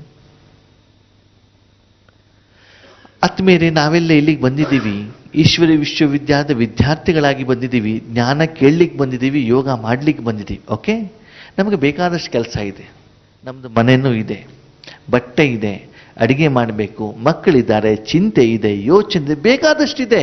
ಆತ್ಮದಲ್ಲಿ ಬೇಕಾದಷ್ಟು ಸಂಸ್ಕಾರಗಳಿದ್ದಾವೆ, 84 ಜನ್ಮದಿದೆ. ಅದು ನನಗೆ ಇಲ್ಲಿ ಬಂದಾಗ ಅದು ಯಾವುದರ ಜೊತೆಗೂ ಕನೆಕ್ಷನ್. ಯಾಕೆ? ನಾನಿವಾಗ ಈಶ್ವರ ವಿಶ್ವವಿದ್ಯಾಲಯದ ವಿದ್ಯಾರ್ಥಿ ಅಷ್ಟೇ. ಅದಕ್ಕೆ ಸಂಬಂಧಪಟ್ಟ ಸಂಸ್ಕಾರದ ಜೊತೆಗೆ ಮಾತ್ರ ನಾನು ಕನೆಕ್ಷನ್ ಆಗಿದ್ದೇನೆ ಬಿಟ್ಟರೆ ಬೇರೆ ಯಾವುದೇ ಸಂಸ್ಕಾರದ ಕಡೆಗೆ ನನ್ನ ಮನಸ್ಸನ್ನು ನಾನು ಇಡ್ತಾ ಇಲ್ಲ. ನಾನು ಊಟ ಮಾಡ್ತಾ ಇದ್ದೇನೆ, ಏನು ಮಾಡ್ಬೇಕಾಕೋರೆ? ಬಿಸಿ ಬಿಸಿ ಮುದ್ದೆ ಅವರೆಕಾಳು ಸಾಂಬಾರು ಅಷ್ಟೇ. ಮುದ್ದೆ ತಗೊಳ್ಳೋದು, ಅವರೆಕಾಳು ಸಾಂಬಾರೆಲ್ಲ ಹಾಕೋದು, ನಾಲ್ಗೆ ಮೇಲೆ ಇಡೋದು, ರುಚಿ ನೋಡೋದು, ಅಷ್ಟು ಮಾತ್ರ ಕೆಲಸ. ಓಕೆನಾ? ಹಸು ಇದೆ, ಸೆಗಣಿ ತೆಗಿಬೇಕು, ಹಾಲು ತೆಗಿಬೇಕು, ಹಿಂಡಿ ಹಾಕಬೇಕು, ಬೂಸ ಹಾಕಬೇಕು, ಹುಲ್ಲು ತೆಗಿಬೇಕು, ರೇಷ್ಮೆ ಹುಳ ಸಾಕಬೇಕು, ಮೊಮ್ಮಗು, ಹೀಗೆ ಇದ್ಯಾವುದು ಮನಸ್ಸಿನಲ್ಲಿ ಬರುವ ಹಾಗೆ. ಯಾಕೆ? ಆವಾಗ ನಿಮಗೆ ಕೆಲಸ ಮುದ್ದೆ ತಿನ್ನೋದು ಅಷ್ಟೇ. ಮುದ್ದೆ ತಿನ್ಲಿಕ್ಕೆ ಏನು ಬೇಕು? ಮುದ್ದೆ, ಲೋಟ, ತಟ್ಟೆ, ಅವರೆಕಾಳು ಸಾಂಬಾರು ಅಷ್ಟೇ. ಅಷ್ಟು ಮಾತ್ರ ಗಮನ ಕೊಡಿ. ಉಳಿದಿದ ಕಡೆ ಗಮನವನ್ನು ಕೊಟ್ಟಿದ್ದಿದ್ರೆ ಆ ಕರ್ಮ ಸರಿಯಾಗಿ ಆಗ್ಲಿಕ್ಕೆ ಸಾಧ್ಯ ಇಲ್ಲ. ಹಾಗೆ ರಾಜಯೋಗದಲ್ಲಿ ನಾನು ಆತ್ಮಕ್ಕೇನು ಬೇಕು ಅದು ಕೊಡೋದು ಮಾತ್ರ ನನ್ನ ಕೆಲಸನೇ ಹೊರತು ಅಲ್ಲಿ ಶರೀರವಾಗಲಿ, ವಸ್ತುವಾಗಲಿ, ವ್ಯಕ್ತಿಗಳಾಗಲಿ, ವಿಷಯ ಆಗಲಿ, ನಿನ್ನೆದಾಗಲಿ, ನಾಳೆದಾಗಲಿ ಇದ್ಯಾವುದೂ ಬರಕೂಡದು. ಬಂದಿದ್ದಿದ್ರೆ ಆ ಕರ್ಮ ಮತ್ತು ಕರ್ಮದ ಫಲ ಯಥಾರ್ಥ ವಿಧಿವತ್ ನೀವು ಇಷ್ಟಪಟ್ಟಿರುವಂಥ ರೂಪದಲ್ಲಿ ಬರಲಿಕ್ಕೆ ಸಾಧ್ಯವಿಲ್ಲ. ಆ ಸಮಯದಲ್ಲಿ ನೀನು ಆತ್ಮ ಅಷ್ಟೇ. ನೀನು ಯಾರು? ನಿನಗೇನು ಬೇಕು? ನಿನ್ನ ಆತ್ಮ ನಿನಗೇನು ಬೇಕು? ಎಲ್ಲಿದೆ? ಆತ್ಮದಲ್ಲಿದೆ, ಪರಮಧಾಮದಲ್ಲಿದೆ, ನಿನ್ನ ಮನೆಯಲ್ಲಿದೆ. ಅದಕ್ಕಾಗಿ ಮನಸ್ಸನ್ನು ತೆಗೆದುಕೊಂಡು ಹೋಗು, ಮನೆಯಲ್ಲಿಡು, ಮನೆಯಲ್ಲಿ ನಿಮ್ಮ ಅಪ್ಪನಲ್ಲಿಡು. ಅಲ್ಲಿ ಆಲ್ರೆಡಿ ಶಾಂತಿ ಇದೆ. ನೀನೇನು ಕರ್ಮ ಮಾಡೋ ಅವಶ್ಯಕತೆ ಇಲ್ಲ. ಕೇವಲ ಮನಸ್ಸನ್ನು ಒಯ್ದುಬಿಟ್ಟು ಅಲ್ಲಿ ಇಡು, ಸಾಕು ಅಷ್ಟೇ. ಒಳಗಡೆಗೆ ಚೇರ್ ಇದೆ, ಫ್ಯಾನ್ ಇದೆ, ತಂಪು ಗಾಳಿ ಇದೆ, ಹೊರಗಡೆಯಿಂದ ಬಂದು ಒಳಗಡೆ ಕೂತ್ಕೋ ಅಷ್ಟೇ. ಇದ್ರ ಕಡೆ ಗಮನ ಕೊಡು. ಏನಾಗ್ತದೆ? ಶಾಂತಿ ಅನುಭವ, ತಂಪಿನ ಅನುಭವ ಆಗ್ತದೆ. ಒಳಗಡೆ ಬಂದು ಕೂತ್ಕೊಳ್ಳೋ ಬಿಟ್ಬಿಟ್ಟು ಹೊರಗಡೆನೇ ನಿಂತ್ಕೊಂಡ್ಬಿಟ್ಟು ಬಿಸಿಲಲ್ಲಿ ಬಂದ್ಬಿಟ್ಟು ನನಗೆ ತಂಪಾಗಬೇಕು ತಂಪಾಗಬೇಕು ತಂಪಾಗಬೇಕು ಅಂದ್ರೆ ಯಾರೇನು ಮಾಡ್ಲಿಕ್ಕೆ ಆಗ್ತದೆ? ಇರುವಂಥ ಸ್ಥಳಕ್ಕೆ ಒಳಗಡೆ ಹೋಗಬೇಕು ತಾನೇ. ಈ ತಂಪು ಅಲ್ಲಿಗೆ ಬರೋದಿಲ್ಲ. ಬೇಕು ನೀನು ಇಲ್ಲಿಗೆ ಬರಬೇಕು. ಡಾಕ್ಟರ್ ನಿಮ್ಮ ಮನೆ ಬಾಗ್ಲಿಗೆ ಬರೋದಿಲ್ಲ. ನೀವು ಡಾಕ್ಟರ್ ಹತ್ರ ಹೋಗ್ಬೇಕು. ಊಟ ಬೇಕು, ನೀನು ಅಡಿಗೆ ಮನೆಗೆ ಹೋಗ್ಬೇಕು. ಊಟ ನಿನ್ನ ಹತ್ರ ಬರೋದಿಲ್ಲ. ಬೇಕಾಗಿರೋದು ಯಾರಿಗೆ? ಯಾರಿಗೆ? ನನಗೆ. ಅಂದಮೇಲೆ ಪ್ರಯತ್ನವನ್ನ, ಪುರುಷಾರ್ಥವನ್ನ, ಕರ್ಮವನ್ನ ನಾನು ಮಾಡಬೇಕಾಗ್ತದೆ ಆತ್ಮೀಯರೇ. ಹಾಗಿದ್ರೆ ಪ್ರಶ್ನೆ, ನಾವು ರಾಜಯೋಗ ಮಾಡಬೇಕಾದ್ರೆ ಮೊದಲನೇ ಕಂಡೀಷನ್ ನಾನು ಎಷ್ಟರ ಮಟ್ಟಿಗೆ ಆತ್ಮನಾಗಿದ್ದೇನೆ? ಅಪನೇಕೋ ಆತ್ಮ ಸಮಚನ ಅಂದ್ರೇನು? ನೀವು ಆತ್ಮ ಆಗಿದ್ದೀರಿ ಅಂದ್ರೆ ನಿಮಗೂ ಈ ಪ್ರಪಂಚಕ್ಕೂ ಆ ಸಮಯದಲ್ಲಿ ಏನು ಸಂಬಂಧ? ಆತ್ಮನಿಗೆ ಈ ಪ್ರಪಂಚದಲ್ಲಿ ನನ್ನದು, ನನ್ನವರು ಹೇಳುವರು ಯಾರೂ ಇಲ್ಲ, ಯಾರೂ ಇಲ್ಲ. ಈಗ ನಾನು ಆತ್ಮ, ನನಗೆ ಕನೆಕ್ಷನ್ ಪರಂಧಾಮ ಮತ್ತು ಪರಮಾತ್ಮ, ಅಷ್ಟು ಮಾತ್ರ ನನ್ನದು. ಬೇರೆದಕ್ಕೆ ನನಗೇನು ಸಂಬಂಧ ಇಲ್ಲ. ಯಾವಾಗ? ರಾಜಯೋಗ ಮಾಡಬೇಕಾದ ಅದು ಆಮೇಲೆ ನೋಡೋಣ. ರಾಜಯೋಗ ಬ್ರಹ್ಮಕುಮಾರ ಈಶ್ವರ ಹೊರಗಡೆ ಹೋದ್ಮೇಲೆ ಆಮೇಲೆ ಹಸು ಇದೆ, ಬಿಲ್ಡಿಂಗ್ ಇದೆ, ಕಸ ಗುಡಿಸೋದಿದೆ, ಪಾತ್ರೆ ತೊಳೆದಿದೆ, ಅದು ಆಮೇಲೆ ಇದೆ, ಆಮೇಲೆ ನೋಡ್ಕೊಳ್ಳೋಣ ಆ ವಿಷಯ. ಈಗಿದ್ದೇನಿದೆ ಇದರ ಕಡೆ ಗಮನವನ್ನು ನಾವು ಕೊಡಬೇಕು. ಹಾಗಿದ್ರೆ ಪ್ರಶ್ನೆ, ನಾವು ರಾಜಯೋಗ ಮಾಡಬೇಕಾದ್ರೆ ನೀವು ಕರೆಕ್ಟಾಗಿ ಯೋಚನೆ ಮಾಡಿ, ನಾವು ರಾಜಯೋಗ ಮಾಡಬೇಕಾದ್ರೆ ನಮ್ಮ ಮನಸ್ಸನ್ನು ಪರಮಾತ್ಮನಲ್ಲಿ ಇಟ್ಬಿಟ್ಟು ಅನುಭವ ಅಷ್ಟೇ ಮಾಡಿದ್ರೆ ಆಯ್ತಲ್ವಾ? ಏನು ಮಾಡಿದ್ರಾಯ್ತು? ಮುದ್ದೆ ತಗೊಂಡು ಸಾಂಬಾರು ಮುಗಿಸ್ಬಿಟ್ಟು ನಾಲ್ಗೆ ಮೇಲೆ ಇಟ್ಟು ಗಮನ ಕೊಟ್ಟಾಯ್ತಲ್ಲ, ರುಚಿ ಏನಿದೆ ಅಂತ. ಮತ್ತೇನು ಮಾಡಬೇಕು? ಏನೂ ಮಾಡೋ ಅವಶ್ಯಕತೆ ಇಲ್ಲ. ನಾವೇನು ಮಾಡ್ತೀವಿ? ಬಾಬಾ ನಾನು ಸತ್ಯುಗದ ರಾಜ ಆಗಬೇಕಿತ್ತು, ಸಿಂಹಾಸನ ಮೇಲೆ ಕೂತ್ಕೊಳ್ಬೇಕಿತ್ತು, ಕಿರೀಟ ಬೇಕು ನನಗೆ, ಸಿಂಹಾಸನ ಬೇಕು, ನನ್ನ ಮಗನಿಗೆ ಸರಿ ಮಾಡು, ಮಗಳಿಗೆ ಸರಿ ಮಾಡು, ಅವ್ರು ಹಾಗಿದ್ದಾನೆ, ಇವ್ರು ಹೀಗಿದ್ದಾನೆ, ಇದು ಸೇವೆ ಮಾಡು, ಎಲ್ಲ ಶರೀರದ ವಿಷಯನ ಏನು ಮಾಡ್ತೀವಿ? ತೆಗೆದುಕೊಂಡು ಬರ್ತೀವಿ ಇಲ್ಲಿ ಭಗವಂತನ ಎದುರುಗಡೆಗೆ. ಆವಾಗೇನಾಯ್ತು? ನಿಮಗೂ ಭಕ್ತರಿಗೂ ಏನೂ ವ್ಯತ್ಯಾಸ. ಭಕ್ತರು ರಾಮ ಕೃಷ್ಣ ನಾರಾಯಣ ಗೋವಿಂದ ಅಂತ ದೇವತೆಗಳ ಪೂಜೆ ಮಾಡ್ತಾರೆ, ನೀವು ಬಿಂದು ಶಿವ ಅಂತ ಇಟ್ಕೊಂಡಿದ್ರಿ. ಇಷ್ಟು ಮಾತ್ರ ವ್ಯತ್ಯಾಸ ಬಿಟ್ಟರೆ ಬೇರೆ ಏನು ವ್ಯತ್ಯಾಸ? ಭಗವಂತ ಏನು ಜ್ಞಾನವನ್ನು ಸ್ಪಷ್ಟವಾಗಿ ಹೇಳಿದ್ದಾರೆ ಅಷ್ಟು ನಾವು ಕರೆಕ್ಟಾಗಿ ಮಾಡ್ತಾ ಇದ್ದೀವ. ನಾನು ಆತ್ಮ ಅಷ್ಟೇ, ನಿರಾಕಾರ ಬಿಂದು. ನಾನಿವಾಗ ಪರಂಧಾಮದಲ್ಲಿ ಇದ್ದೇನೆ, ಅಪ್ಪನ ಮಡಿಯಲ್ಲಿ ಕೂತ್ಕೊಂಡಿದ್ರೆ ಅವನು ಏನು ಕೊಡ್ತಾ ಇದ್ರು ನಾನು ಏನು ಮಾಡ್ತಿದ್ದೇನೆ? ಕೊಟ್ಟಿರೋದನ್ನು ನಾನು ತಿಂತಾ ಇದ್ದೇನೆ ಅಷ್ಟೇ. ಈಗ ಬೆಳಿಗ್ಗೆ ನಾನು ಕೃಷ್ಣಣ್ಣವರ ಸೇವಾ ಕೇಂದ್ರಕ್ಕೆ ಹೋಗಿದ್ದಾಯ್ತು, ಓಕೆನಾ? ಹೋಗಿ ಸ್ನಾನ ಮಾಡಿದ್ದಾಯ್ತು. ಎಲ್ಲಿ ಬಾತ್ರೂಮ್ ಇದೆಯೋ ಅಲ್ಲೂ ಸ್ನಾನ ಮಾಡಿದ್ದಾಯ್ತು. ಏನು ಬಿಸಿ ನೀರಿದೆಯೋ ಅಲ್ಲಿ ಬಿಸಿ ನೀರು ಸ್ನಾನ ಮಾಡಿ. ಅಕ್ಕೋರು ಏನು ಕೊಟ್ಟಿದ್ದಾರೆ ಅದನ್ನೇನು ಮಾಡಿದ್ದಾಯ್ತು? ದೋಸೆ ಮತ್ತು ಅವರೆಕಾಳು ಸಾಂಬಾರು ಕೊಟ್ಟರು, ತಿಂದಿದ್ದಾಯ್ತು. ಇದೇ ಬೇಕು ಅದೇ ಬೇಕು ಅಂತ ಹೇಳುವ ಹಾಗೆ ಇಲ್ಲ. ಹಾಗೆ ನಿಮಗೆ ಬೇಕಾಗಿರೋದು ನಿಮ್ಮ ಅಪ್ಪನ ಹತ್ರ ಇದೆ, ಅವನು ಏನು ಕೊಡ್ತಾನೋ ಬಾಯಿ ಮುಚ್ಕೊಂಡು ಏನು ಮಾಡೋದು? ಅಷ್ಟು ಮಾತ್ರ ನಿನ್ನ ಕೆಲಸ, ನೀನು ಹೆಚ್ಚಿಗೆ ಯೋಚನೆ ಮಾಡಬೇಡ. ಆವಾಗ ಮಾತ್ರ ಆ ಕರ್ಮದ ಫಲದ ಅನುಭವ ನಿನಗಾಗ್ತದೆ. ಅದೇ ನಿನಗೆ ಬೇಕಾಗಿರೋದು, ಅದೇ ನಿನಗೆ 5,000 ವರ್ಷಕ್ಕೆ ಬೇಕಾಗಿರೋದನ್ನು ಕೊಡ್ತದೆ. ಹೆಚ್ಚಿಗೆ ಚಿಂತೆ ಮಾಡುವಂಥ ಅವಶ್ಯಕತೆ ಇಲ್ಲ. ನಿನಗೇನು ಬೇಕು ಎಲ್ಲ ಅಡಿಗೆಯನ್ನು ನಾನು ರೆಡಿ ಮಾಡಿಟ್ಟಿದ್ದೇನೆ. ನಿನಗೆ ಬೇಕಾಗಿರೋದು ಅಷ್ಟೇ ಅಲ್ಲ, 5,000 ವರ್ಷಕ್ಕೆ ಪೂರ್ತಿ ಪ್ರಪಂಚಕ್ಕೆ ಏನು ಬೇಕು ಅದನ್ನು ನಿನ್ನ ಮೂಲಕ ನಾನು ಕೊಡ್ತೇನೆ. ನಿನ್ನ ಮೂಲಕ ನಾನು ಕೊಟ್ಟಿರುವಂಥ ಕಾರಣದಿಂದ 5,000 ವರ್ಷ ಆ ಪಂಚತತ್ವಗಳು ಮನುಷ್ಯಾತ್ಮರು ನಿನಗೆ ಇವತ್ತಿನವರೆಗೂ ಸೇವೆ ಮಾಡ್ತಾ ಇದ್ದಾರೆ. ಕೊಡುವನು ಯಾರು? ನಾನು. ಫಲ ಸಿಗುವುದು ಯಾರಿಗೆ? ನಿನಗೆ. ಆ ಒಂದು ಅಖಂಡವಾಗಿರುವಂಥ 5,000 ವರ್ಷದವರೆಗೆ ಸುಂದರವಾದ ಫಲ ಸಿಗಬೇಕು ಅಂತಂದ್ರೆ ಈಗ ನಿನ್ನ ಮನಸ್ಸನ್ನು ಯಾರ ಕೈಯಲ್ಲಿ ಕೊಡು? ನನ್ನ ಕೈಯಲ್ಲಿ ಕೊಡು. ಅದಕ್ಕೆ ಹೇಳ್ತಾರೆ, ಜ್ಞಾನ ನೀನು ಆತ್ಮ ಅಂತ ತಿಳ್ಕೊಂಡ ಮೇಲೆ ಆತ್ಮಕ್ಕೇನು ಬೇಕು ಅಂತ ನೀವು ಮಾಡಬೇಕು ಅಂತಂದ್ರೆ ಆ ಬೇಕಾಗಿರುವಂಥ ವ್ಯಕ್ತಿ ವಸ್ತುವಿನ ಜೊತೆಗೆ ನೀನೇನು ಮಾಡಬೇಕಾಗ್ತದೆ? ಯೋಗ. ಏನು ಮಾಡಬೇಕು? ಸರಿ, ನನಗೆ ಬಾಯಾರಿಕೆ ಆಗಿದೆಪ್ಪ, ಏನು ಮಾಡಬೇಕು? ನೀರಿನ ಜೊತೆಗೆ ಯೋಗ. ನಿಂತ್ಕೊಂಡು ಸೊಂಟ ನೋವು ಬರ್ತಾ ಇದೆ, ಏನು ಮಾಡಬೇಕು? ಚೇರಿನ ಜೊತೆಗೆ ಯೋಗ. ಹೊರಗಡೆ ಹೋಗ್ತಾ ಇದೆ, ಚಳಿ ಆಗ್ತಾ ಇದೆ, ಏನು ಮಾಡಬೇಕು? ಸ್ವೆಟರ್ ಜೊತೆಗೆ ಯೋಗ. ಅದೆಲ್ಲ ಗೊತ್ತಿದೆ ನಮಗೆ, ಯಾರು ಹೇಳ್ಕೊಡೋದು ಬೇಡ, ನೋಡ್ಬಿಟ್ಟು ಕಲ್ತ್ಕೊಂಡ್ಬಿಟ್ವಿ ಬೇಗ ಅಲ್ವಾ? ಮತ್ತೆ ಈಶ್ವರಿ ಜ್ಞಾನವನ್ನು ಮಾತ್ರ ಇಷ್ಟು ವರ್ಷ ಭಗವಂತ ಹೇಳಿದ್ರು ಕೂಡ ನಮಗೇನಾಗ್ತಾ ಇಲ್ಲ, ಅರ್ಥನೇ ಆಗ್ತಿಲ್ಲ. ಆತ್ಮೀಯರು ಅರ್ಥ ಮಾಡ್ಕೊಳ್ಳಿ, ಇನ್ನೂವರೆಗೂ ಭಗವಂತನನ್ನು ನಾವು ಶಾರೀರಿಕ ಇಚ್ಛೆಗೆ ಉಪಯೋಗ ಮಾಡಿ ಮಾಡಿ ಮಾಡಿ ಮಾಡಿ ಮಾಡಿ ಮಾಡಿ ನಿಜವಾದ ಅತೀಂದ್ರಿಯ ಸುಖವನ್ನು ನಾವೇನು ಮಾಡಿಬಿಟ್ಟಿದ್ದೀವಿ? ಬಿಟ್ಬಿಟ್ಟಿದ್ದೀವಿ. ಯಾಕೆಂದ್ರೆ ಭಗವಂತ ಯಾರು ಹೇಳಿ? ಸೇವಾದಾರಿ. ಭಗವಂತ ಯಾರು? ವಿಧೇಯ ಸೇವಕ. ಏನಂತೆ? ಯಾರ ಸೇವಕ? ಯಾರ ಸೇವಕ? ಮಕ್ಕಳ ಸೇವಕ, ಭಕ್ತರ ಸೇವಕ ಅಂತ ಹೇಳಿಲ್ಲ. ಹೇಳಿದರ ಕ್ರಿಶ್ಚಿಯನ್ರ ಸೇವಕ ಅಂತ ಹೇಳಿದರ, ಮುಸ್ಲಿಮರ ಸೇವಕ ಅಂತ ಹೇಳಿದ. ಏನ್ ಹೇಳಿದಾರ ಬಾಬಾ?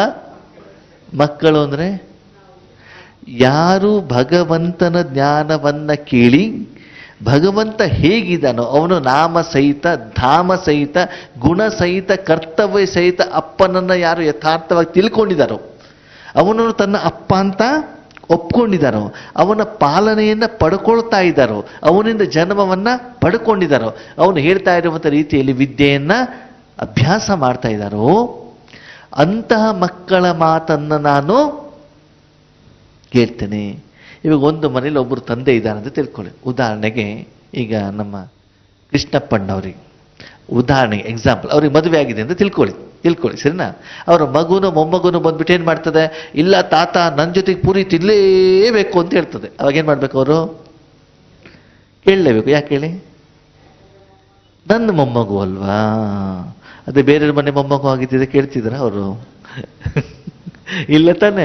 ಅದಕ್ಕೆ ಬಾಬಾ ಹೇಳ್ತಾರೆ ಭಗವಂತ ಯಾರು? ನನ್ನವರು, ನನ್ನ ತಂದೆ ಹೇಳುವಂತ ಭಾವನೆ, ಅಧಿಕಾರ ನಮ್ಮಲ್ಲಿರಬೇಕು. ಹಾಗೆ ನಾನು ಯಾರ ಮಾತನ್ನು ಕೇಳ್ತೇನೆ?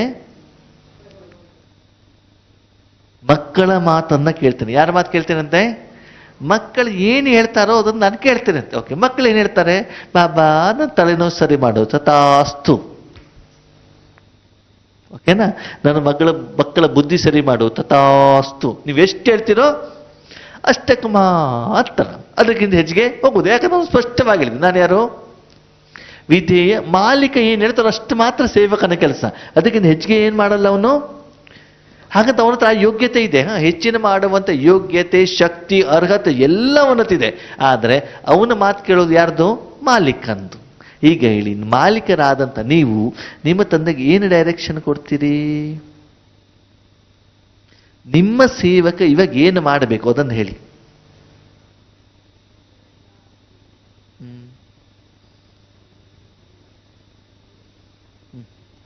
ಜ್ಞಾನ ಸಿಗಲಿ ಅಷ್ಟೇ. ಆಮೇಲೆ ಆತ್ಮಗಳಿಗೆ ಮಾತ್ರ, ಪಂಚತತ್ವಗಳಿಗೆ ಎಲ್ಲ ಕೊಡಬೇಕು. ಅದಕ್ಕೆ ಬಾಬನಿಗೆ ಏನು ಹೇಳಬೇಕು? ಬಾಬಾ, ಈ ಮನಸ್ಸನ್ನು ತೆಗೆದುಕೊಂಡು ನೀನು ನಿನ್ನ ಇಷ್ಟದ ಪ್ರಕಾರ ಮನಸ್ಸನ್ನು ಉಪಯೋಗ ಮಾಡು. ಏನು ಮಾಡು? ನಾನು ಡೈರೆಕ್ಷನ್ ಕೊಡಲ್ಲ, ನಿನಗೆಲ್ಲ ಗೊತ್ತಿರುವಂಥ ಕಾರಣದಿಂದ ಮನಸ್ಸು ನಿನ್ನ ಕೈಲಿ ಕೊಡ್ತೇನೆ. ಮುಂದೆ ಏನು ಮಾಡಬೇಕು ಅಂತ ಯೋಚನೆ ಯಾರ್ದು? ನಿನ್ನ. ಸರಿನಪ್ಪ ನಾನು ಮಾಡ್ತೇನೆ, ಆದರೂ ಒಂದ್ಸಲ ಹೇಳು, ನಾನು ಏನು ಮಾಡಬೇಕು ಅಂತ ಸ್ವಲ್ಪ ಡೈರೆಕ್ಷನ್ ಕೊಡು, ನಿನ್ನ ಮನಸ್ಸಲ್ಲಿ ಏನಿದೆ ಅಂತ ಕೇಳ್ತಾನೆ. ಯಾರು? ಭಗವಂತ. ಅವಾಗ ಭಗವಂತನಿಗೆ ಹೇಳಿ, ಭಗವಂತ ಈ ಪ್ರಪಂಚದಲ್ಲಿ ಇರುವಂಥ ಸಮಸ್ತ ಜೀವಿಗಳಿಗೆ ಸಹಿತ ಒಂದೊಂದು ಕಣಗಳಿಗೂ ಕೂಡ 5,000 ವರ್ಷಕ್ಕೆ ಬೇಕಾಗಿರುವಂಥ ಎಲ್ಲ ಒಳ್ಳೆಯದನ್ನು ಏನಿದೆ ನೀನು ಏನು ಕೊಡಬೇಕು ಅಂತ ಅನಿಸ್ತಾ ಇದೆ, ಪ್ರಪಂಚಕ್ಕೆ 5,000 ವರ್ಷಕ್ಕೆ ಪೂರ್ತಿ ಏನೇನು ಕೊಡಬೇಕು ಅಂತ ಯಾರಿಗೆ ಅನಿಸತ್ತೋ ಅದನ್ನು ಈ ಮನಸ್ಸಿನಿಂದ ನೀನು ಕೊಡು. ಮನಸ್ಸು ನಂದು, ಕೊಡೋನು ನೀನು ಯಾರಿಗೆ ಬೇಕಾದ್ರೂ ಕೊಡಪ್ಪ, ನನ್ನ ಏನು ಕಂಪ್ಲೇಂಟ್ ಇಲ್ಲ, ಎಷ್ಟು ಬೇಕಾದ್ರೂ ಕೊಡು, ನಂದು ಏನು ಕಂಪ್ಲೇಂಟ್ ಇಲ್ಲ. ನನ್ನ ಒಂದೇ ಕಂಡೀಷನ್. ಏನದು ಕಂಡೀಷನ್ನು? ನನ್ನ ಮನಸ್ಸಿನಿಂದ ಕೊಡು. ಕಂಡೀಷನ್ ಏನು? ಯಾರಿಗೆ ಬೇಕಾದ್ರೂ ಕೊಡು, ಎಷ್ಟು ಬೇಕಾದ್ರೂ ಕೊಡು, ನಂದೇನು ಅಬ್ಜೆಕ್ಷನ್ ಇಲ್ಲ, ಕೊಡು, ಬೇಕಾದಷ್ಟು ಕೊಡು. ಯಾಕಂದ್ರೆ ಅವರಿಗೂ ಬೇಕು, ನನಗೂ ಬೇಕು. ಪಾಪ ನನ್ನ ಸಹೋದರ ಆತ್ಮಗಳು ಪಂಚತತ್ವಗಳು ಕೂಗ್ತಾ ಇದ್ದಾರೆ, ನಮ್ಮ ಅವರವರು, ನಮ್ಮ ಕುಟುಂಬದವರು, ನಮ್ಮ ಪರಿವಾರದವರು, ಕೊಡು, ಏನೊಂದು ಅಬ್ಜೆಕ್ಷನ್ ಏನಿಲ್ಲ. ಯಾಕೆ ನಾನೇನು ರೆಡಿ ಮಾಡೋದಿಲ್ವಲ್ಲ, ಯಾಕೆ ಮಾಡ್ಬೇಕು, ಹೇಗೆ ಮಾಡ್ಬೇಕು ಅಂತ ನಾವು ಚಿಂತೆ ಮಾಡೋದಿಲ್ವ, ಕೊಡು, ಏನು ತೊಂದರೆ ಇಲ್ಲ. ಕಂಡೀಷನ್ ಏನು? ನನ್ನ ಮನಸ್ಸಿನಿಂದ ಕೊಡು. ಭಗವಂತ ಹೇಳ್ತಾರೆ ಓಕೆ, ಅದು ಒಂದು ಕಂಡೀಷನ್. ಅದೇನು ಕಂಡೀಷನ್? ನಾನು ಕೊಡಬೇಕು ಅಂದರೆ ನೀನು ಮನಸ್ಸನ್ನು ನನ್ನ ಹತ್ರ ಇಡಬೇಕಲ್ಲ. ನೀನು ಇಟ್ಟಿರ್ತಾನೆ ನಾನು ಕೊಡೋದು. ನೀನು ನಿರಂತರವಾಗಿ ಇಟ್ಟಾಗ ನಾನು ನಿರಂತರವಾಗಿ ಕೊಡ್ತೇನೆ. ನೀನು ಆವಾಗ ಕೊಟ್ಟರೆ ಆವಾಗ ಇಡ್ತೇನೆ. ಆವಾಗ ಆತ್ಮೀಯರೇ, ನಮ್ಮ ಇವಾಗ ಪುರುಷಾರ್ಥವನ್ನು ಸಾರದಲ್ಲಿ ತರಬೇಕಾಗ್ತದೆ. ಏನಂತ? ಸಮಯ ಸಿಕ್ತು, ಮನಸ್ಸನ್ನು ನಾನು ಕೈಲಿ ಕೊಟ್ಟಿದ್ದೇನೆ. ಯಾಕೆ ಕೊಟ್ಟಿದ್ದೇನೆ? ಮೊದಲು ಅಗ್ರಿಮೆಂಟ್ ಆಗಿಬಿಟ್ಟಿದ್ದೇನೆ, ಮತ್ತೆ ಹೇಳ್ಬೇಕಂತ ಹೇಳಿಲ್ಲ. ಇದಕ್ಕಾಗಿ ಮಾಡು, ಅದಕ್ಕಾಗಿ ಮಾಡು, ಹೇಳಬೇಕಾದ ಅವಶ್ಯಕತೆ ಒಂದ್ಸಲ ಲೈಫ್ ಟೈಮಲ್ಲಿ ಆಗಿಬಿಟ್ಟಿದೆ. ಕೇವಲ ಮನಸ್ಸನ್ನು ಕೊಡೋದು. ಆ ಕರ್ಮಕ್ಕೋಸ್ಕರ ಆ ಮನಸ್ಸನ್ನು ಹೇಗೆ ಕ್ಲೀನ್ ಮಾಡ್ಕೊಳ್ಬೇಕು ಜವಾಬ್ದಾರಿ ಅವಂದೇ. ಏನು ಕೊಡಬೇಕು ಜವಾಬ್ದಾರಿ ಅವಂದೇ, ಕೊಡೋ ಜವಾಬ್ದಾರಿನೂ ಅವಂದೇ. ನಿಮಗೇನಾಗ್ತಾ ಇರ್ತದೆ? ಅವನು ಮಾಡಿರುವಂಥ ಕರ್ಮದ ಫಲದ ಅನುಭವ ಮಾತ್ರ ನಿಮಗೆ ಆಗ್ತಾ ಇರ್ತದೆ. ನಿಮ್ಮ ಕರ್ಮೇಂದ್ರಿಯ, ಕರ್ಮ ಮಾಡುವಂಥವನು ಯಾರು? ಭಗವಂತ. ಈಗ ಹೇಳಿ, ಜ್ಞಾನ ಏನು? ನಾನು ಆತ್ಮ. ಓಕೆ, ಪರಮಾತ್ಮನ ಜ್ಞಾನವನ್ನು ಕೊಟ್ಟಿದ್ದಾರೆ, ಪರಮಧಾಮದ ಜ್ಞಾನವನ್ನು ಕೊಟ್ಟಿದ್ದಾರೆ, 5,000 ವರ್ಷದ ಜ್ಞಾನವನ್ನು ನಮ್ಗೆ ಕೊಟ್ಟಿದ್ದಾರೆ. ಇಷ್ಟೆಲ್ಲ ಕೊಟ್ಟುಬಿಟ್ಟು ಭಗವಂತ ಏನು ಹೇಳ್ತಾರೆ? ಮಗು, ಆ ಮನಸ್ಸನ್ನು ನೀನು ನಿನ್ನ ಕೈಯಲ್ಲಿ ಇಟ್ಕೊಂಡ್ಬಿಟ್ಟು ನೀನು ಏನು ಮಾಡಿದ್ರೂ ಕೂಡ ನೀನು ಏನು ಒಳ್ಳೇದು ಮಾಡಲಿಕ್ಕೆ 5,000 ವರ್ಷ ಆಯಿತು ನಿನಗೆ. ಮನಸ್ಸು ಕೊಟ್ಟೆ, ತನು ಕೊಟ್ಟೆ, ಹಣ ಕೊಟ್ಟೆ, 2,500 ವರ್ಷ ಕುತ್ಕೊಂಡು ತಿಂದೆ. ಆದರೂ ಕೂಡ ಪ್ರಪಂಚಕ್ಕೆ ಬೇಕಾಗಿರೋದನ್ನು ನೀನೇನು ಮಾಡ್ಕೊಳ್ಳಿಕ್ಕಾಗಿಲ್ಲ, ನಿನಗೆ ಬೇಕಾಗಿರೋದನ್ನು ನೀನೇನು ಮಾಡ್ಕೊಳ್ಳಿಕ್ಕೆ ಆಗಲಿಲ್ಲ. ಅದಕ್ಕಾಗಿ ಏನು ಮಾಡು, ನೀನು ನಿಜವಾಗ್ಲೂ ಜ್ಞಾನಿಯಾಗಿದ್ದರೆ, ನಿಜವಾಗ್ಲೂ ಬುದ್ಧಿವಂತನಾಗಿದ್ದಿದ್ರೆ ನಿನ್ನ ಮನಸ್ಸನ್ನೇನು ಮಾಡು, ಉಳಿದಿದ್ದ ಕೆಲಸ ಯಾಕೆ ಕೊಟ್ಟಿದೀಯ ಅಂತಲೂ ಕೂಡ ನೀನು ಹೇಳುವಂಥ ಅವಶ್ಯಕತೆ. ನೋಡಿ, ಸಿಂಪಲ್. ಒಂದು ಸಣ್ಣ ಮಗು ತಾಯಿಯ ಮಡಿಲಲ್ಲಿ ಇದ್ದಾಗ ಯಾವಾಗ ಸಣ್ಣ ಮಗು ಇರ್ತದೋ ಆವಾಗ ಆ ತಾಯಿ ಆ ಮಗುಗೆ ತನ್ನ ಎದೆಯ ಹಾಲನ್ನೇ ಏನು ಮಾಡ್ತಾಳೆ? ಕುಡಿಸ್ತಾಳೆ. ಯಾವುದೇ ಮಗುಗೆ ತಾಯಿಯ ಎದೆ ಹಾಲಿನಗಿಂತ ಶ್ರೇಷ್ಠವಾಗಿರುವಂತಹ ಆಹಾರ, ಪೌಷ್ಟಿಕವಾದಂಥ ಆಹಾರ ಬೇರೆ ಯಾವುದೂ ಇಲ್ಲ. ಆ ಹಾಲನ್ನು ಕುಡಿಬೇಕಾದ್ರೆ ಮಗುನೂ ಖುಷಿಯಾಗಿರ್ತದೆ, ತಾಯಿನೂ ಕೂಡ ಖುಷಿಯಾಗಿರ್ತದೆ. ಅದು ಸ್ವಲ್ಪ ದೊಡ್ಡದಾದ್ಮೇಲೆ ಅಮ್ಮ ಏನು ಮಾಡ್ತಾಳೆ? ಹಾಲು ಅನ್ನ ತಗೊಳ್ತಾಳೆ. ಅದು ಸ್ವಲ್ಪ ಉಪ್ಪು ಬೇಕು ಅಂತ ಉಪ್ಪು ಹಾಕ್ತಾಳೆ, ಸ್ವಲ್ಪ ಉಪ್ಪಿನಕಾಯಿ ತಿನ್ಲಿಕ್ಕೆ ಶುರು ಮಾಡ್ತಾಳೆ, ಆಮೇಲೆ ಸಕ್ಕರೆ ತಿನ್ಲಿಕ್ಕೆ ಶುರು ಮಾಡ್ತಾಳೆ. ಸರಿನಾ? ಈಗ ತಿನ್ನಿಸ್ತಾ ಹೋದಾಗ ಮಗು ಸ್ವಲ್ಪ ಬುದ್ಧಿ ಬಂದಾಗ ಏನು ಮಾಡ್ತದೆ ಅಂತಂದ್ರೆ ಅದು ಹಾಲು ಅನ್ನ ತಿನ್ನೋದನ್ನು ನಿಲ್ಲಿಸಿಬಿಡ್ತದೆ. ಅದಕ್ಕೇನು ಬೇಕು? ಡೈರಿ ಮಿಲ್ಕ್ ಬೇಕು, ಕುರ್ಕುರೆ ಬೇಕು, ಗೋಬಿ ಮಂಚೂರಿ ಬೇಕು, ಮಸಾಲೆ ಪುರಿ ಬೇಕು. ಅದಕ್ಕೇನು ಬೇಡ? ಹಾಲು ಅನ್ನ ಬೇಡ.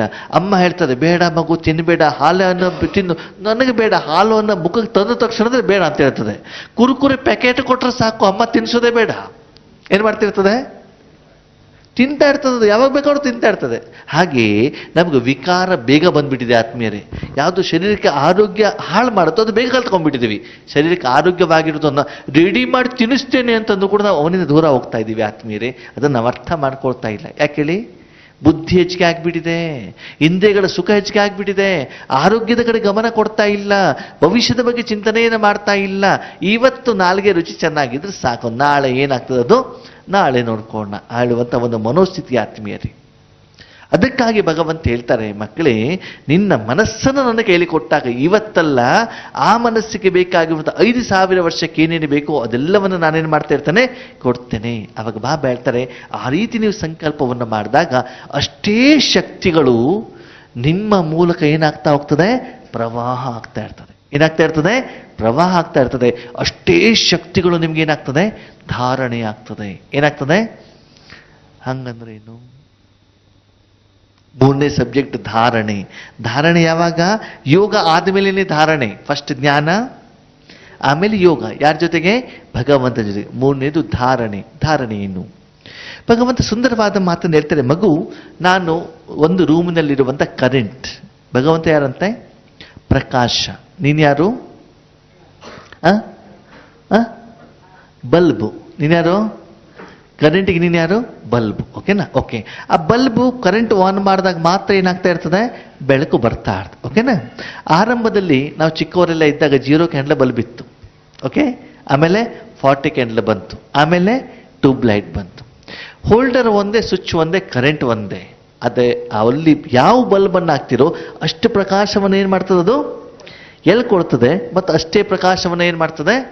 ರಿಫ್ಲೆಕ್ಷನ್ ಆಗ್ತಾ ಇರ್ತದೆ. ಅದೇನು ಕೊಡೋದಿಲ್ಲ. ಅದ್ರ ಮೂಲಕ ಅದು ಹೊರಗಡೆ ಕರೆಂಟ್ ಹೊರಗಡೆ ಕಳಿಸ್ತಾ ಇರ್ತದೆ. ಯಾವ ಬಲ್ಬನ್ನು ಹೋಲ್ಡರಿಗೆ ಹಾಕಿಡ್ತೀರೋ ಆ ಬಲ್ಬ್ ಮೊದಲು ಬಿಸಿ ಆಗ್ತದೆ. ಏನಾಗ್ತದೆ? ಧಾರಣೆ. ಫಸ್ಟ್ ಧಾರಣೆ ಆಗೋದು ಅವರಿಗೆ ಆ ಬಲ್ಬಿಗೆ. ಹಾಗೆ ನಿನ್ನ ಪಕ್ಕದಲ್ಲಿ ನಾನು ಕೂತ್ಕೊಂಡಾಗ, ನಿನ್ನ ಮನಸ್ಸಿನ ಮೂಲಕ ನಾನು ಶಾಂತಿಯನ್ನು ವಿಶ್ವಕ್ಕೆ ಕೊಟ್ಟಾಗ ಮೊದಲ ಅನುಭವ ಆಗೋದು ಯಾರಿಗೆ? ನಿನಗೆ. ಧಾರಣೆ. ಧರಿಸೋದು. ನಾನು ಕಾಟನ್ ಬಟ್ಟೆ ಧರಿಸಿದ್ರೆ ನನಗೆ ಕಾಟನ್ ಬಟ್ಟೆ ಅನುಭವನೇ ಆಗ್ತದೆ. ನಾನು ನನ್ನ ಕಾಲಿನ ಕಡೆ ಗಮನ ಕೊಟ್ಟರೆ ನನಗೆ ಪ್ಲಾಸ್ಟಿಕ್ಕಿನ ಅನುಭವ ಆಗ್ತದೆ. ಆತ್ಮೀಯರೇ, ಯಾಕೆ? ನಾನು ನನ್ನ ಕಾಲಿನ ಪಾದದ ಕಡೆ ಗಮನ ಕೊಟ್ಟರೆ ನನಗೆ ಪ್ಲಾಸ್ಟಿಕ್ಕಿನ ಅನುಭವ ಆಗ್ತದೆ. ಯಾಕೆ? ನನ್ನ ಕಾಲು ಪ್ಲಾಸ್ಟಿಕ್ನ ಜೊತೆ ಕನೆಕ್ಷನ್ ಇದೆ. ನೀವು ನಿಮ್ಮ ಮನಸ್ಸನ್ನು ಕಾಲಿನ ಕಡೆ ಕೊಟ್ಟರೆ ಟೈಲ್ಸಿನ ಅನುಭವ ಆಗ್ತದೆ. ಯಾಕಂದ್ರೆ ನಿಮ್ಮ ಕನೆಕ್ಷನ್ನು ಆ ಟೈಲ್ಸಿನ ಜೊತೆಗೆ. ಅದರಲ್ಲಿ ಏನು ಗುಣ ಇದೆಯೋ, ಅದರಲ್ಲಿ ಏನು ಧರ್ಮ ಇದೆಯೋ, ಆ ಧರ್ಮವನ್ನು ಆತ್ಮ ಅದ ಕಡೆ ಗಮನ ಕೊಟ್ಟಾಗ ಧಾರಣೆ ಮಾಡ್ತದೆ. ಏನು ಮಾಡ್ತದೆ? ಧಾರಣೆ. ನೀವು ಸಕ್ಕರೆ ತಿಂದಾಗ ಏನು ಧಾರಣೆ ಆಗ್ತದೆ? ಸಿಹಿ. ಮೆಣಸಿನಕಾಯಿ ತಿಂದಾಗ ಯಾಕೆ? ಅದು ಅದರಲ್ಲಿರುವಂಥ ಗುಣ. ಹಾಗೆ ನಿಮ್ಮ ಮನಸ್ಸನ್ನು ಪರಮಾತ್ಮನಲ್ಲಿ ಇಟ್ಟಾಗ ನಿಮಗೇನು ಧಾರಣೆ ಆಗ್ತದೆ? ಏನಿದೆ ಭಗವಂತನಲ್ಲಿ? ಶಾಂತಿ, ಸುಖ, ಆನಂದ, ಪ್ರೀತಿ, ಸ್ವಚ್ಛ ಮಾಡುವಂಥ ಶಕ್ತಿ. ಬಿಸಿನೀರು ಸ್ನಾನ ಮಾಡಿದಾಗ ನನಗೆ ಬಿಸಿ ಆಗಬೇಕು, ತಣ್ಣೀರಿಂದಿದ್ರೆ ತಣ್ಣಗಾಗಬೇಕು, ನೀರು ಹಾಕ್ಕೊಂಡಿದ್ದಾನೆ ಅಂದಮೇಲೆ ಚರ್ಮ ಸ್ವಚ್ಛ ಆಗಲೇಬೇಕು. ಯಾಕಂದ್ರೆ ಅದು ಆ ವಸ್ತುವಿನ ಗುಣಲಕ್ಷಣ. ಹಾಗೆ ಇಲ್ಲಿ ಬಾಬನ ಪ್ರಶ್ನೆ, ಮಕ್ಕಳೇ ನೀವೇನಾಗ್ತೀರಾ? ಬಲ್ಬ್ ಆಗಬೇಕೋ ಬೇಡವೋ? ಯಾವ ಬಲ್ಬ್ ಆಗಬೇಕು? ಬಲ್ಬ್ ಹಾಕ್ಬೇಕಾ? ಹೌದು, ಗೊತ್ತಿರಲಿ. ಹೋಲ್ಡರ್ನಲ್ಲಿ ಬಲ್ಬ್ ಹಾಕಿದ್ರೆ ಆಗೋದಿಲ್ಲ, ಸ್ವಿಚ್ ಆನ್ ಕೂಡ ಮಾಡಿರಬೇಕು. ಏನು ಮಾಡಿರಬೇಕು? ಸ್ವಿಚ್ ಆನ್ ಮಾಡಿಲ್ಲ ಏನಾಗೋದಿಲ್ಲ. ಆಗಿದೆ. ಬಲ್ಬು ರೂಮಿಗೆ ಬೆಳಕನ್ನು ಕೊಡುತ್ತೋ ಕೊಡಲ್ವೋ? ಓಕೆ. ರೂಮಲ್ಲಿ ಯಾವ್ಯಾವ್ದು ಕೊಡ್ತದದು? ಯಾರ್ಯಾರಿಗೆ ಕೊಡ್ತದೆ? ನಾನು ಶಬರಿ ಅಣ್ಣವ್ರಿಗೆ ಕೊಡಲ್ಲಪ್ಪ, ಯೋಗೇಶ್ ಅಣ್ಣನ ಮಾತ್ರ ಕೊಡ್ತೇನೆ ಅಂತ ಹೇಳ್ತದದು. ಎಲ್ಲರಿಗೂ ಕೊಡ್ತದೆ. ಓಕೆನಾ? ಕೊಡ್ತದದು. ಸತ್ಯ ಇಲ್ಲ, ಅದು ಯಾರಿಗೂ ಕೊಡೋದಿಲ್ಲ. ಅದರ ಪಾಡಿಗೆ ಅದು ಇರ್ತದೆ. ಬೇಕಾದವರು ತಗೊಳ್ಬೋದು, ಬೇಡದವರು ಅದ್ರ ತನ್ನ ಒರಿಜಿನಲ್ ಸ್ವರೂಪದಲ್ಲಿ ಅದು ಇರ್ತದೆ ಅಷ್ಟೇ. ಆ ಒರಿಜಿನಲ್ ಸ್ವರೂಪ ಕಾರಣದಿಂದ ಅದರ ಏರಿಯಾದಲ್ಲಿ ಯಾವ್ಯಾವ ವಸ್ತುಗಳಿದಾವೋ ಆ ವಸ್ತುಗಳ ಮೇಲೆ ಎಲ್ಲ ಅದು ಬೆಳಕು ಬೀಳ್ತದೆ. ಆ ಕಾರಣದಿಂದ ಆ ವಸ್ತುಗಳು ನಮ್ಮ ಕಣ್ಣಿಗೆ ಕಾಣ್ತದೆ. ಓಕೆ. ಈಗ ಪ್ರಶ್ನೆ, ನಿಮ್ಮಲ್ಲಿ ಎಷ್ಟು ಜನ ಬಲ್ಬ್ ಆಗ್ಲಿಕ್ಕೆ ರೆಡಿ ಇದ್ದೀರಾ? ಕೈ ಎತ್ತಿ.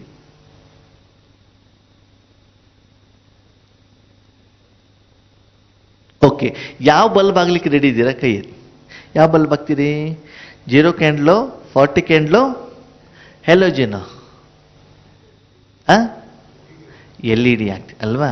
ಬಾಬಾ ಹೇಳ್ತಾರೆ, ನೀವು LED ಬಲ್ಬ್ ಆಗ್ತೀರಿ ಅಂತಂದ್ರೆ ಈ 4 ವಿಷಯವನ್ನ ಗೌರವಯುತವಾಗಿ ಪಾಸ್ ಆಗ್ಲಿಕ್ಕೆ, ಗೌರವಯುತವಾಗಿ ಪಾಸ್ ಆಗ್ತೀರಾ? ಅದು ಗೌರವಯುತವಾಗಿ ಪಾಸ್ ಆಗ್ಲಿಕ್ಕೆ ಸಾಧ್ಯ ಇಲ್ಲ. ಯಾವ ಬಲ್ಬ್ ಇದೆಯೋ, ಎಷ್ಟು ಕರೆಂಟ್ ಅನ್ನು ಹೇಳ್ಕೊಳ್ತದೋ ಅಷ್ಟೇ ಕರೆಂಟಿಂದ ಏನಾಗಬೇಕು? ಧಾರಣೆ ಆಗ್ತದೆ. ಓಕೆನಾ? ಈಗ ಪ್ರಶ್ನೆ, ನಿಮ್ಮ LED ಬಲ್ಬು ವಿಶ್ವಕ್ಕೆ ಬೆಳಕು ಕೊಡ್ತದಾ? ಬಾಯಿಲಿ ಹೇಳ್ತೀರಿ ವಿಶ್ವ ಕಲ್ಯಾಣ ಮಾಡಬೇಕು, 5,000 ವರ್ಷಕ್ಕೆ ಬೇಕಾದಷ್ಟು ಕೊಡಬೇಕು, ಎಲ್ಲ ಕಣಕಣಗಳಿಗೆ ಹೋಗಬೇಕು ಅಂತ ಸಂಕಲ್ಪ ಮಾಡೋದು. ಮತ್ತೆ ಯಾವ ಬಲ್ಬು? LED ಬಲ್ಬು ಅಂತ ಹೇಳೋದು.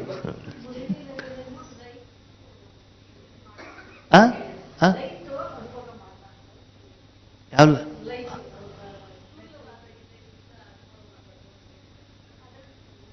ನೋಡಿ ಅಕ್ಕವ್ರೆ, ಮುರ್ಲಿಲಿ ಏನು ಹೇಳಿದಾರಂತ ಮುರ್ಲಿ ತಗೊಂಡು ಬಂದ್ಬಿಟ್ಟು ಇಲ್ಲಿಡಿ. ಆ ಮುರ್ಲಿಲಿ ಹೇಳಿದ್ರು ನೀವೇನೋ ಅರ್ಥ ಮಾಡ್ಕೊಂಡ್ಬಿಟ್ಟು ಇಲ್ಲಿ ಹೇಳ್ಬೇಡಿ. ಮುರಳಿ ಯಾವ ವರ್ಡ್ ಇದೆ ಅಲ್ಲಿ ಬಾಬಾ ಲೈಟ್ ಮೈಟ್ ಅಂದ್ರೆ ಬಾಬಾ ಕೆಲವೊಂದ್ಸಲ ಹಗುರತೆಗೂ ಕೂಡ ಲೈಟ್ ಅಂತ ಹೇಳ್ತಾರೆ. ಪ್ರಕಾಶತೆಗೂ ಕೂಡ ಲೈಟ್ ಅಂತ ಹೇಳ್ತಾರೆ. ಅವರು ಯಾವ ಲೈಟ್ ಹೇಳ್ತಾರೆ ಆ ಪ್ರಕಾಶತೆಗೆ ಲೈಟ್ ಹೇಳ್ತಾರೆ. ನೀವು ಈ ಲೈಟಿಗೆ ಕಂಪ್ಯಾರಿಸನ್ ಮಾಡ್ಕೊಂಡು ಏನು ಮಾಡೋದು ಅವಾಗ? ನಿಮ್ಮ ಉತ್ತರಕ್ಕೆ ಸರಿಯಾಗಿ ನಾವು ಉತ್ತರ ಕೊಡ್ಲಿಕ್ಕೆ ಆಗೋದಿಲ್ಲ. ಅರ್ಥ ಆಗ್ತಿದೆಯಾ? ಮೂರಲ್ಲಿ ಯಾವ ಸೆಂಟೆನ್ಸ್ ಅಂತ ತಗೊಂಡು ಬನ್ನಿ, ಹಿಂದಿ ತಗೊಂಡು ಬನ್ನಿ, ಕನ್ನಡ ಬೇಡ. ಹಿಂದಿ ಸೆಂಟೆನ್ಸ್ ತಗೊಂಡು ಅದರ ಅರ್ಥ ಏನು ಅಂತ ನಾವೇನು ಮಾಡ್ಬೋದು? ಹೇಳ್ಬೋದು. ಭಗವಂತನ ಲೈಟ್ ಹೇಳಿದಾಗ ಬೇಕಾದಷ್ಟು ಉತ್ತರಗಳು ಇರ್ತವೆ. ನೀವು ಇನ್ನೊಂದೇನೋ ಒಂದು ಅರ್ಥ ತಿಳ್ಕೊಂಡ್ಬಿಟ್ಟು ಅಣ್ಣವ್ರು ಈ ಲೈಟ್ ಯಾವುದು ಅಂತ ಹೇಳಿದ್ರೆ ನಾನೇನು ಹೇಳಿ ನಿಮಗೆ? ಅರ್ಥ ಆಗ್ತಿದೆಯಾ? ಲೈಟ್ ಮೈಟ್ ಅಂತ ಹೇಳ್ತಾರೆ ಬಾಬಾ, ಶಕ್ತಿ ಅಂತ ಹೇಳ್ತಾರೆ. ಯಾವುದು? ಆತ್ಮಿಕ ಶಕ್ತಿ ಮತ್ತು ಹಗುರತೆಯ ಶಕ್ತಿ, ಪ್ರಕಾಶದ ಶಕ್ತಿ, ಅದನ್ನು ಯಾವುದು ಹೇಳಿದ್ದಾರೆ ಅಂತ ನಾವು ನೋಡಬೇಕಾಗ್ತದೆ. ಸರಿನಾ? ಓಕೆ. ಈಗ ಹೇಳಿ, ಯಾವ ಬಲ್ಬ್ ಹಾಕ್ತೀರಿ? ವಿಶ್ವಕ್ಕೆ ಬೆಳಕು ಕೊಡುವಂತಹ ಬಲ್ಬಲ್ಲ, ಸೂರ್ಯನಾಗಬೇಕು. ಏನಾಗಬೇಕು? ಮಾಸ್ಟರ್ ಜ್ಞಾನ ಸೂರ್ಯ. ಯಾಕಂದ್ರೆ ಎಷ್ಟೇ ಬಲ್ಬ್ ಆಗದು ಕೂಡ ಒಬ್ಬ ಸೂರ್ಯನ ಸಮಾನ. ಮಾಸ್ಟರ್ ಜ್ಞಾನ ಸೂರ್ಯ ಅಂತ ಯಾಕೆ ಹೇಳ್ತಾರೆ ಅಂತಂದ್ರೆ, ಅವನು ಮೇಲೆ ಕೂತ್ಕೊಂಡಿದ್ದಾನಲ್ಲ, ಅಲ್ಲಿ ಲೈಟ್ ಆನ್ ಮಾಡಿದ್ರೆ ಮಾತ್ರ ಪೂರ್ತಿ ವಿಶ್ವಕ್ಕೆ ಏನಾಗ್ತದೆ? ಅರ್ಥ ಆಯ್ತಾ? ಪೂರ್ತಿ ವಿಶ್ವಕ್ಕೆ ಬರಬೇಕು ಅಂದ್ರೆ ಏನ್ ಮಾಡಬೇಕು? ಲೈಟ್ ಎಲ್ಲ ಹಾಕ್ಬೇಕು ಮೇಲೆ. ಅಲ್ಲೆಲ್ಲ ನಿರಾಕಾರ, ಅಲ್ಲಿ ಯಾವ ಬಲ್ಬು ನಡೆಯುವುದಿಲ್ಲ, ಕರೆಂಟು ನಡೆಯುವುದಿಲ್ಲ, ಹೆಲೋಜಿನ್ ನಡೆಯುವುದಿಲ್ಲ, ಎಲ್ಇಡಿನೂ ನಡೆಯುವುದಿಲ್ಲ. ಓಕೆನಾ? ಅದಕ್ಕಾಗಿ ನಾವೇನಾಗಬೇಕು? ಮಾಸ್ಟರ್ ಜ್ಞಾನ ಸೂರ್ಯ. ಅಂದ್ರೆ ಸೂರ್ಯ ಅವನು, ನಾನ್ಯಾರು? ಅವನ ಕೈಲಿರುವಂತ ಒಂದು ಸಾಧನ ಅಷ್ಟೇ. ಸಾಧನವಾದಾಗ ನೀವು ಸೋಲಾರ್ ಎನರ್ಜಿ ರೂಪದಲ್ಲಿ ಚಾರ್ಜ್ ಆಗಿಬಿಟ್ಟು ಸತ್ಯುಗ ತ್ರೇತಾಯುಗದಲ್ಲೂ ನಿಮ್ಮ ಮೂಲಕ ಏನಾಗ್ತಾ ಹೋಗ್ತದೆ? ವಿಶ್ವದಲ್ಲಿ ಶಕ್ತಿ ಬರ್ತಾ ಹೋಗ್ತದೆ. ಅದಕ್ಕಾಗಿ ನಾವು ಬಲ್ಬ್ ಆಗೋದಲ್ಲ. ಈಗ ಹೇಳಿ, ಬಲ್ಬಿನ ಪ್ರಕಾಶತೆಗೂ ಸೂರ್ಯನ ಪ್ರಕಾಶತೆಗೂ ವ್ಯತ್ಯಾಸ ಇದೆಯೋ ಇಲ್ವೋ? ಇದೆ ತಾನೆ? ನಿಮ್ಮ ಮನೆಯಲ್ಲಿ ಬಲ್ಬ್ ಇದ್ದಾಗ ಎಷ್ಟು ಬಿಸಿ ಇರ್ತದೆ, ಅದೇ ಸೂರ್ಯ ಬಂದಾಗ ಎಷ್ಟು ಬಿಸಿ ಇರ್ತದೆ ಅಲ್ವಾ? ಅದರ ತಕ್ಕಾಗಿ ಧಾರಣೆ ಆಗ್ಬೇಕಲ್ಲ, ಆಗ್ಬೇಕು ತಾನೆ? ಹಾಗೆ ನೀವು ನಿಮ್ಮ ಮನಸ್ಸನ್ನ ಯಾವ ಉದ್ದೇಶಕ್ಕೋಸ್ಕರ ಯೋಗ ಮಾಡಿದಿರೋ ಅದರ ಪರ್ಸಂಟೇಜ್ ಅಲ್ಲೇನೆ ಏನಾಗ್ತದೆ? ನಿಮ್ಮಲ್ಲಿ ಶಕ್ತಿ ಪ್ರವಾಹ ಆಗ್ತದೆ. ಏನಾಗ್ತದೆ? ಅದು ಹೆಂಗೆ ಪ್ರವಾಹ ಆಗ್ತದೆ ಅಂತಂದ್ರೆ, ಸಾಕಾರದಲ್ಲಿ ಬ್ರಹ್ಮಬಾಬಾ ಇದ್ದಾಗ ಹೇಳ್ತಾ ಇದ್ರು, ಅವರು ರೂಮಲ್ಲಿ ಹೋದಾಗ ಎಲ್ಲ ಆತ್ಮಗಳಿಗೆ ಶಾಂತಿ ಅನುಭವ ಆಗ್ತಿತ್ತಂತೆ. ಏನಾಗ್ತಿತ್ತು? ಏನೇ ಸಂಕಲ್ಪ, ಏನೇ ಯೋಚನೆ, ಏನೇ ಚರ್ಚೆ, ಏನೇ ತಗೊಂಡೋದ್ರು ಕೂಡ ಅವರಿಗೆ ಅನುಭವ ಆಗೋದು ಒಂದೇ. ಯಾವುದು? ಹಂಗಂದ್ರೆ ನಿಮಗೆ ಸೆಕೆ ಬಂದಿದೆ, ಹೊಟ್ಟೆ ಹಸಿವಾಗಿದೆ, ನಿದ್ರೆ ಬರ್ತಾ ಇದೆ, ಏನೇನೋ ಕಾರಣಗಳಿದ್ದಾವೆ ಅಂತ ತಿಳ್ಕೊಳ್ಳಿ. ಓಕೆನಾ? ಈಗ -15 ಡಿಗ್ರಿ ಇರುವ ಒಂದು ರೂಮಲ್ಲಿ ಹೋಗಿ ನಿಂತ್ಕೊಂಡಿದ್ದೀರಾ. ಎಲ್ಲಿ ನಿಂತ್ಕೊಂಡಿದ್ದೀರಿ? -15 ಡಿಗ್ರಿ ಇರುವ ರೂಮಲ್ಲಿ ಹೋಗ್ಬಿಟ್ಟು ನಿಂತ್ಕೊಂಡಿದ್ದೀರಿ. ಅಲ್ಲೋಗಿ ನಿಂತ್ಕೊಂಡು ಏನಾಗ್ತದೆ? ಏನಾಗ್ತದೆ? ಹಸಿವು ಇಲ್ಲ, ತಲೆನೋವು ಇಲ್ಲ, ನಿದ್ರೇನೂ ಇಲ್ಲ, ಬಾಯಾರಕ್ಕೂ ಇಲ್ಲ. ಅಲ್ಲಿ ಏನು ಇರ್ತದಲ್ಲ, ಏನೋ ಚಳಿ, ಅದು ಮಾತ್ರ ಏನಾಗ್ತದೆ? ಯಾಕೆ? ಆ ಚಳಿ, ಆ ತಂಪೇನಿದೆ ಅಲ್ಲಿರುವಂಥ ಎಲ್ಲದರ ಮೇಲೂ ಕೂಡ ಏನಾಗಿದೆ? ತುಂಬಾ ಪ್ರಭಾವಿತವಾಗಿಬಿಟ್ಟಿದೆ. ಆವಾಗ ನಿಮ್ಮ ಮನಸ್ಸು ಎಲ್ಲೂ ಹೋಗದ್ರೆ ಸಂಪೂರ್ಣವಾಗಿ ಏನಾಗ್ತದೆ? ಅದರ ಮೇಲೇನೆ ಇರ್ತದೆ. ಉದಾಹರಣೆಗೆ ನಾವೆಲ್ಲ ಇಲ್ಲಿ ಕೂತ್ಕೊಂಡಿದ್ದೀವಿ, ಪಕ್ಕದಲ್ಲಿ ಒಂದು ಬಸ್ ನಿಂತಿದೆ, ಜೋರಾಗಿ ಹಾಡು ಹಾಕ್ಬಿಟ್ರಪ್ಪ, ಅವಾಗೇನಾಗ್ತದೆ? ನಾನು ಎಷ್ಟು ಬೇಕಾದ್ರೂ ಬೊಬ್ಬೆ ಹೊಡಿಲಿ, ನಿಮ್ಗೇನಾಗೋದಿಲ್ಲ? ಕೇಳೋದೇ ಇಲ್ಲ. ನಮ್ಮೆಲ್ಲ ಗಮನ ಎಲ್ಲಿ ಹೋಗ್ತದೆ? ಜ್ಞಾನನೂ ಇಲ್ಲ, ಶಿವಬಾಬಾನೂ ಇಲ್ಲ, ಪರಂಧಾಮನೂ ಇಲ್ಲ, ಏನೂ ಇಲ್ಲ. ಎಲ್ಲ ಏನಾಗ್ತದೆ? ಆ ಶಬ್ದದ ಕಡೆ ಹೋಗ್ತದೆ. ಯಾಕಂದ್ರೆ ಈ ವಾಯುಮಂಡಲ ಪೂರ್ತಿ ಏನಾಗ್ಬಿಟ್ಟಿದೆ? ಆ ಹಾಡಿನಲ್ಲಿ ಪ್ರಭಾವಿತವಾಗಿರುವಂತ ಕಾರಣದಿಂದ ನನ್ನ ಮನಸ್ಸು ಅದಕ್ಕೆ ಏನಾಗ್ಬಿಡ್ತದೆ? ಕನೆಕ್ಷನ್ ಆಗ್ಬಿಡ್ತದೆ. ಅದಕ್ಕಾಗಿ ಇಲ್ಲಿ ನಾವು ಭಗವಂತನಲ್ಲಿ ಮನಸ್ಸನ್ನು ಇಟ್ಟಾಗ ಎಷ್ಟು ಪ್ರವಾಹಿತ ಆಗಬೇಕು ಅಂತಂದ್ರೆ, ಅಂತಿಮ ಸಮಯದಲ್ಲಿ ನಿಮ್ಮ ಮನಸ್ಸು ಬೇರೆ ಎಲ್ಲೂ ಕೂಡ ಹೋಗಬಾರದು. ಕೆಲವೊಂದ್ಸಲ ನಾವು ಸೂರ್ಯನನ್ನು ನೋಡಿದಾಗ, ತುಂಬಾ ಪ್ರಕಾಶಮಯವಾಗಿರುವಂತಹ ಒಂದು ಬಲ್ಬನ್ನು ನೋಡಿದಾಗ ಸ್ವಲ್ಪ ಹೊತ್ತಿನವರೆಗೆ ಏನಾಗ್ತದೆ ಹೇಳಿ? ಕಣ್ಣು ಕಪ್ಪಾಗ್ಬಿಡ್ತದೆ, ಮಂಜಾಗ್ಬಿಡ್ತದೆ, ಏನು ಕೂಡ ಏನಾಗೋದಿಲ್ಲ, ಕಾಣೋದಿಲ್ಲ. ಇನ್ನು ಕೆಲವೊಂದು ಸಂದರ್ಭದಲ್ಲಿ AC ಇರುವಂಥ ಕಾರಲ್ಲೋ ಬಸ್ಸಲ್ಲೋ ನೀವು ಕುತ್ಕೊಂಡಿದ್ದೀರಿ, 15-16 ಡಿಗ್ರಿ ಟೆಂಪರೇಚರ್, ಡೋರ್ ತೆಗಿರಿ ಸ್ವಲ್ಪ, ಸರಿನಾ? 15-16 ಡಿಗ್ರಿ ಟೆಂಪರೇಚರ್ ಏನಿದೆ ಇದೆ. ನೀವು ತಕ್ಷಣ ಕಾರಿಂದ ಇಳಿದಾಗ ಆ ರೂಮಲ್ಲಿ ಒಂದು 40 ಡಿಗ್ರಿ ಟೆಂಪರೇಚರ್ ಇದೆ. ಎಷ್ಟಿದೆ? ಅವಾಗೇನಾಗ್ತದೆ? ಆ ರೂಮಲ್ಲಿ ಚೇರ್ ಇದೆ ತಂದೆ, ಏನಾಗ್ತದೆ? ತಕ್ಷಣದಲ್ಲಿ ಬಿಸಿ ಅನುಭವ ಆಗ್ತದೋ ಆಗಲ್ವೋ? ಹಾಗೆ ಇಲ್ಲೂ ಕೂಡ ಬಾಬಾ ಏನು ಹೇಳ್ತಾರೆ ಅಂತಂದ್ರೆ, ಮಕ್ಕಳೇ, ನಿಮ್ಮ ಮನಸ್ಸನ್ನ ಪರಮಧಾಮದಲ್ಲಿ ಕಳಿಸಿದಾಗ ಏನಾಗಬೇಕು? ಅಷ್ಟು ಅಷ್ಟು ಆಳವಾದಂಥದ್ದು ಏನಾಗಬೇಕು? ಶಾಂತಿ ಅನುಭವ ಆಗಬೇಕು. ಅದು ಹೇಗಿರ್ತದೆ ಎಂದು ಬಾಬಾ ಹೇಳ್ತಾರೆ, ವರ್ತಮಾನ ಸಮಯದಲ್ಲಿ ನಿಮ್ಮ ಜೀವನ ಅಂತಂದ್ರೆ ಕಾಮ, ಕ್ರೋಧ, ಲೋಭ, ಮೋಹ, ಅಹಂಕಾರ ಹೇಳುವಂತಹ 5 ವಿಕಾರದ ಬೆಂಕಿಯ ಸ್ಟೋವ್ ಮೇಲಿರುವಂಥ ಒಂದು ನೀರು. ಏನು? ನೀರು. ಆ ನೀರೇನಾಗ್ತಾ ಇದೆ? ಕೊತ ಕೊತ ಕೊತ ಕೊತ ಕುದೀತಾ ಇದೆ. ಅದನ್ನು ಬಾಬಾ ಏನು ಮಾಡ್ತಾರೆ? ನನಗಷ್ಟಿಲ್ಲ, ಅದನ್ನು ಐಸ್ ಮಾಡಬೇಕು ಅಂತ ಬಾಬನಿಗೆ ಇಚ್ಛೆ. ಏನು ಮಾಡಬೇಕು? ಕುತ ಕೊತ ಕುದಿದಾಗ ಅದ್ರ ಹೇಗೆ ಹೊಗೆ ಹೋಗುತ್ತೋ, ಹೊಗೆ ಹೋದಾಗ ರೂಮ್ ಪೂರ್ತಿ ಏನಾಗ್ತದೆ? ಬಿಸಿ ಆಗ್ತದೆ. ಅದ್ಯಾವುದು? ವಿಕಾರದ ಬಿಸಿ. ಭಗವಂತ ನಿಮ್ಮನ್ನು ಏನು ನಿರೀಕ್ಷೆ ಮಾಡ್ತಾರೆ ಅಂತಂದ್ರೆ, ಐಸ್ ಹೋಗ್ಬಿಟ್ಟು ಐಸಿನ ಹೊಗೆ ಹೋಗಬೇಕು ಅಂತ ಇಷ್ಟಪಡ್ತಾರೆ. ಯಾವ್ದು ಬೇಕು? ಯಾಕೆ?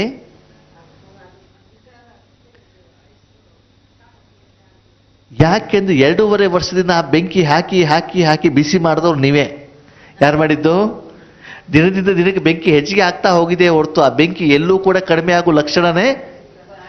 ಅವಾಗ ಬಿಸಿ ಮಾಡಿದ ಕಾರಣ ನೀವು. ಅಂದಮೇಲೆ ಸರಿ ಮಾಡೋದು ಯಾರು? ಏನ್ ಮಾಡ್ಬೇಕು ಅವಾಗ? ಅದನ್ನ ಭಗವಂತ ಬಂದಿಲ್ಲ. ಇಲ್ಲಿ ನೀರು ಮತ್ತು ಐಸ್ ಬರ್ತಾ ಇದೆ, ಇಲ್ಲಿ ಭಗವಂತ ಬಂದಿಲ್ಲ. ಸರಿನಾ? ಇವಾಗ ಆ ನೀರನ್ನ ಹೊಗೆ ಬರಬೇಕು ಅಂದ್ರೆ ಏನ್ ಮಾಡ್ಬೇಕು? ಅದನ್ನ ಮೊದಲು ಸ್ಟೋವ್ನಿಂದ ಇಳಿಸ್ಬೇಕು. ಅದನ್ನು ಇದು ಫ್ರಿಜ್ ಅಲ್ಲಿ ಎಷ್ಟೊತ್ತು? 5 ಗಂಟೆ, 6 ಗಂಟೆ, 7 ಗಂಟೆ ಕಂಟಿನ್ಯೂಸ್ ಇಟ್ಟ ಮೇಲೆ ಏನಾಗ್ತದದು?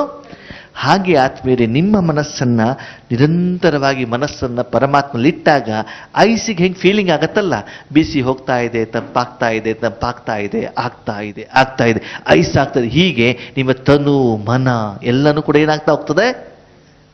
ಐಸ್ ಅಲ್ಲ, ತಂಪಾಗ್ತಾ ರಕ್ತ ಸಂಚಾರ ಎಲ್ಲ ಸ್ಟಾಪ್ ಆಗಿ, ಸಂಕಲ್ಪಗಳೆಲ್ಲ ಸ್ಟಾಪ್ ಆಗಿಬಿಟ್ಟು ವೈಬ್ರೇಷನ್ ಏನಾಗ್ತಾ ಇದೆ? ಸ್ಪ್ರೆಡ್ ಆಗ್ತಾ ಇದೆ. ಯಾವಾಗ? ನಿರಂತರವಾಗಿ ನಿಮ್ಮ ಮನಸ್ಸು ಕೇವಲ ಫ್ರಿಜ್ಜಿನ ಜೊತೆಗೆ ಮಾತ್ರ. ಡೋರ್ ಕ್ಲೋಸ್ ಮಾಡಿದ್ರಿ ಅಂತ ಆ ನೀರಿಗೆ, ಪಾತ್ರೆಗೆ ಏನೂ ಕಾಣೋದಿಲ್ಲ. ಅದು ಯಾರ ಜೊತೆ ಕನೆಕ್ಟ್ ಆಗಿದೆ? ಕರೆಂಟಿನ ಜೊತೆ ಕನೆಕ್ಷನ್ ಆಗಿಬಿಟ್ಟಿದೆ, ಐಸ್ ಆಗ್ತಾ ಇದೆ ಅಷ್ಟೇ. ಹಾಗೆ ನಿರಂತರವಾಗಿ ನನ್ನ ಮನಸ್ಸು ಯಾರ ಜೊತೆಗಿರಬೇಕು? ಅಷ್ಟು ಮಾಡಿದಾಗ ಆ ಭಗವಂತನ ದಿವ್ಯ ಶಕ್ತಿ ಮೊದಲು ಧರಿಸೋದು ಯಾರು? ನೀವು. ನಿಮಗೆ ಅನುಭವ ಆದಮೇಲೆ ಆ ಐಸ್ ಬಂದ ಮೇಲೆ ಬೇಕೋ ಬೇಡವೋ ತಂಪು ಗಾಳಿಗೆ ಹೋಗ್ತಾ ಇರ್ತದೆ ಇಲ್ವೋ? ಬೆಂಕಿ ಉರಿತಾ ಇದೆ ಅಂದಮೇಲೆ ಬೇಕೋ ಬೇಡ ರೂಮ್ ಪೂರ್ತಿ ಬಿಸಿ ಹಾಗೆ ಆಗ್ತದೆ.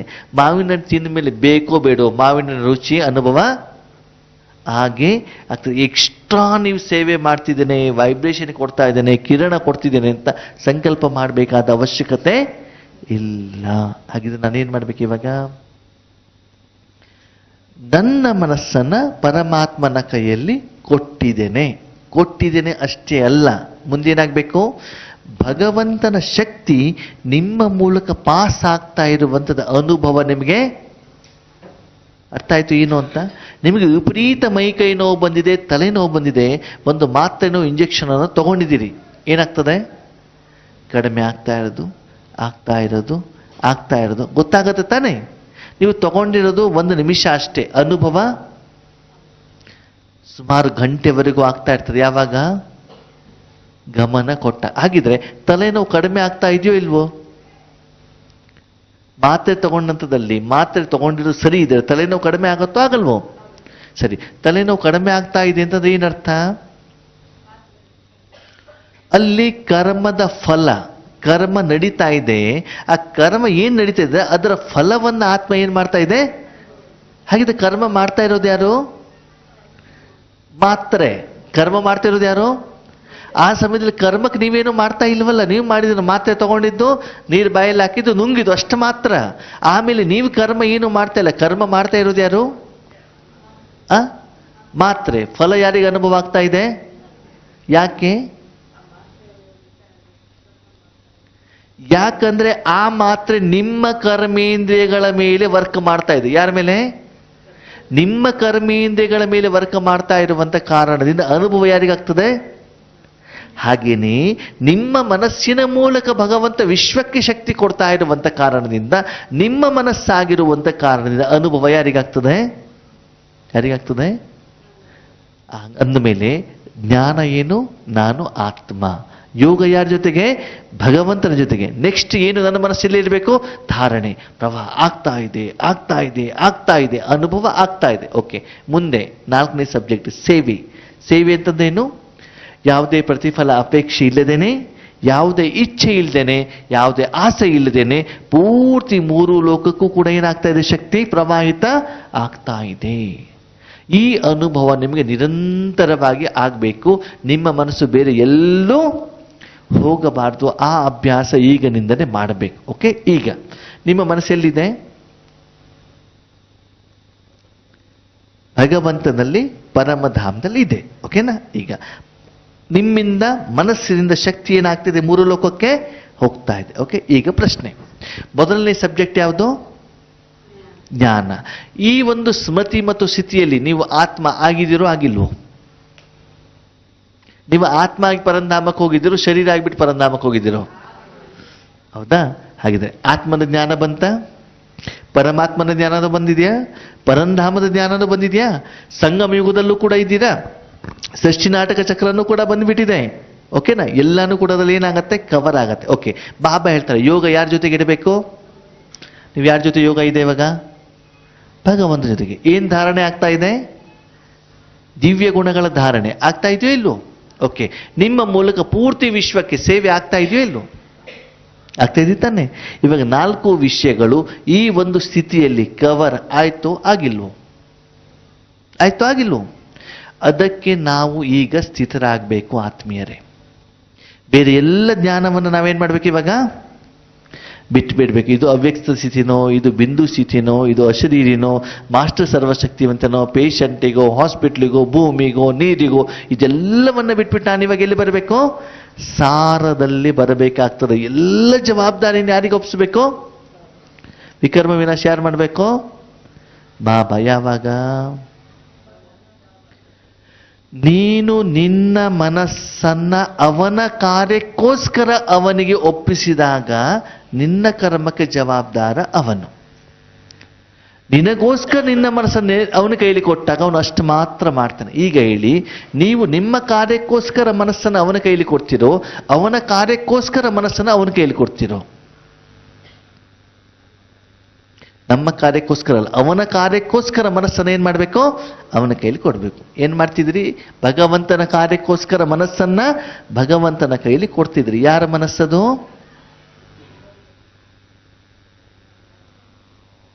ಕೊಡ್ತಿದ್ರಿ. ಸರಿ, ಹಾಗಿದ್ರೆ ಒರಿಜಿನಲಿ ನೋಡಿದ್ರೆ ಆ ಮನಸ್ಸು ನನ್ನದ? ಹೌದು ತಾನೆ?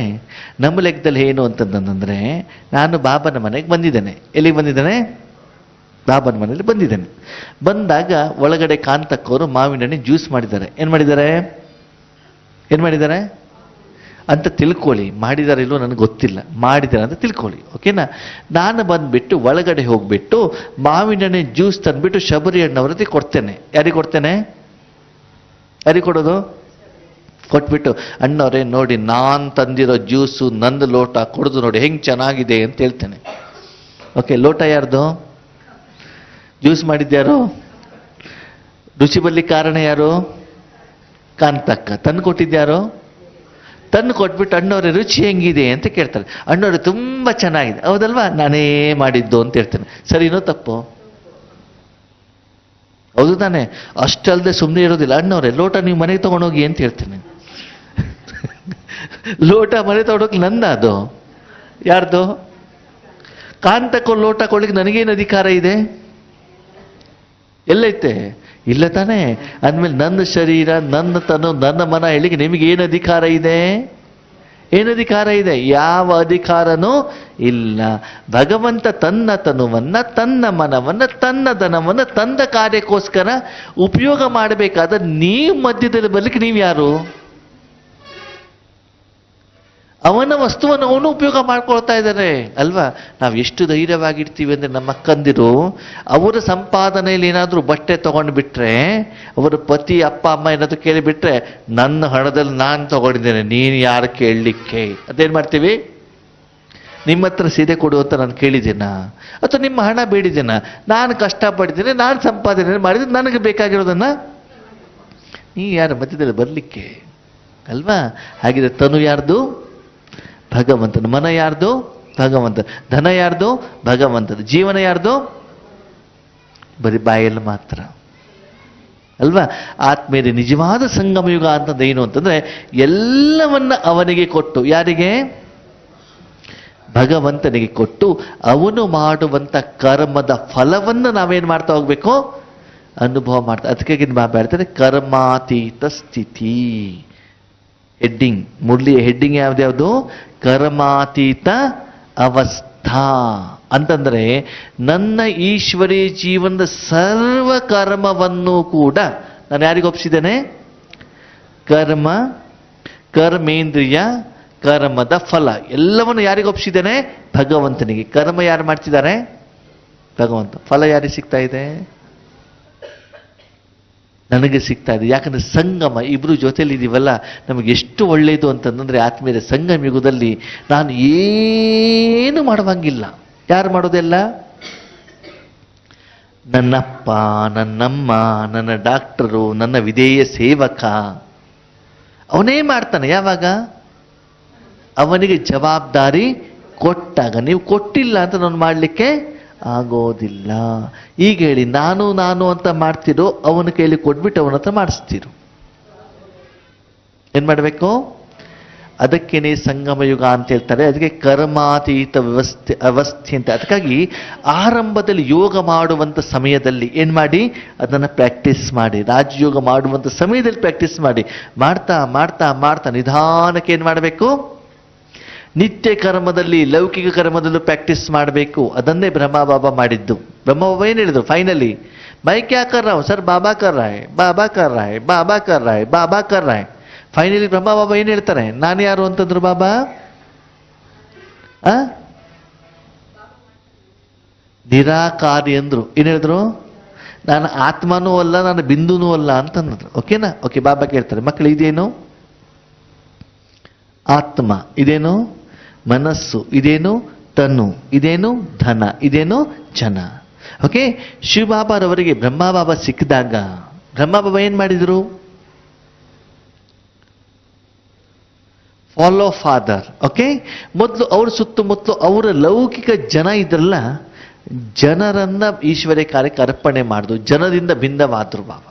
ಅಂದ್ರೆ ಲೌಕಿಕ ಪರಿವಾರ ಇತ್ತಲ್ಲ, ಆ ಲೌಕಿಕ ಪರಿವಾರದವರಿಗೆ ಹೇಳಿದ್ರು ಏನಂತ?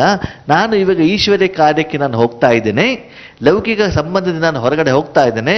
ನಿಮಗೆ ಆ ಮಾರ್ಗ ಇಷ್ಟವಾದ ನನ್ನ ಜೊತೆಗೆ ಬರಬಹುದು, ಇಲ್ಲ ನಿಮ್ಮ ದಾರಿ ನಿಮಗೆ, ನನ್ನ ದಾರಿ ನಾನು ಏನು ಸೆಟಲ್ಮೆಂಟ್ ಮಾಡಬೇಕು ಅದನ್ನು ನಾನು ಮಾಡ್ತೇನೆ. ಓಕೆ. ಕೆಲವೊಂದು ಮಕ್ಕಳು ಬ್ರಹ್ಮ ಬಾಬಾರವರ ಜೊತೆಯಲ್ಲಿ ಬಂದ್ರು, ಕೆಲವೊಂದು ಮಕ್ಕಳು ಬಂದಿಲ್ಲ. ಯಾರು ಬಂದಿಲ್ವೋ ಶಾರೀರಿಕ ತಂದೆಯಾಗಿರುವಂತ ಕಾರಣದಿಂದ ಅವ್ರಿಗೇನು ಭಾಗ ಬೇಕು ಅವ್ರೇನ್ ಮಾಡಿದ್ರು?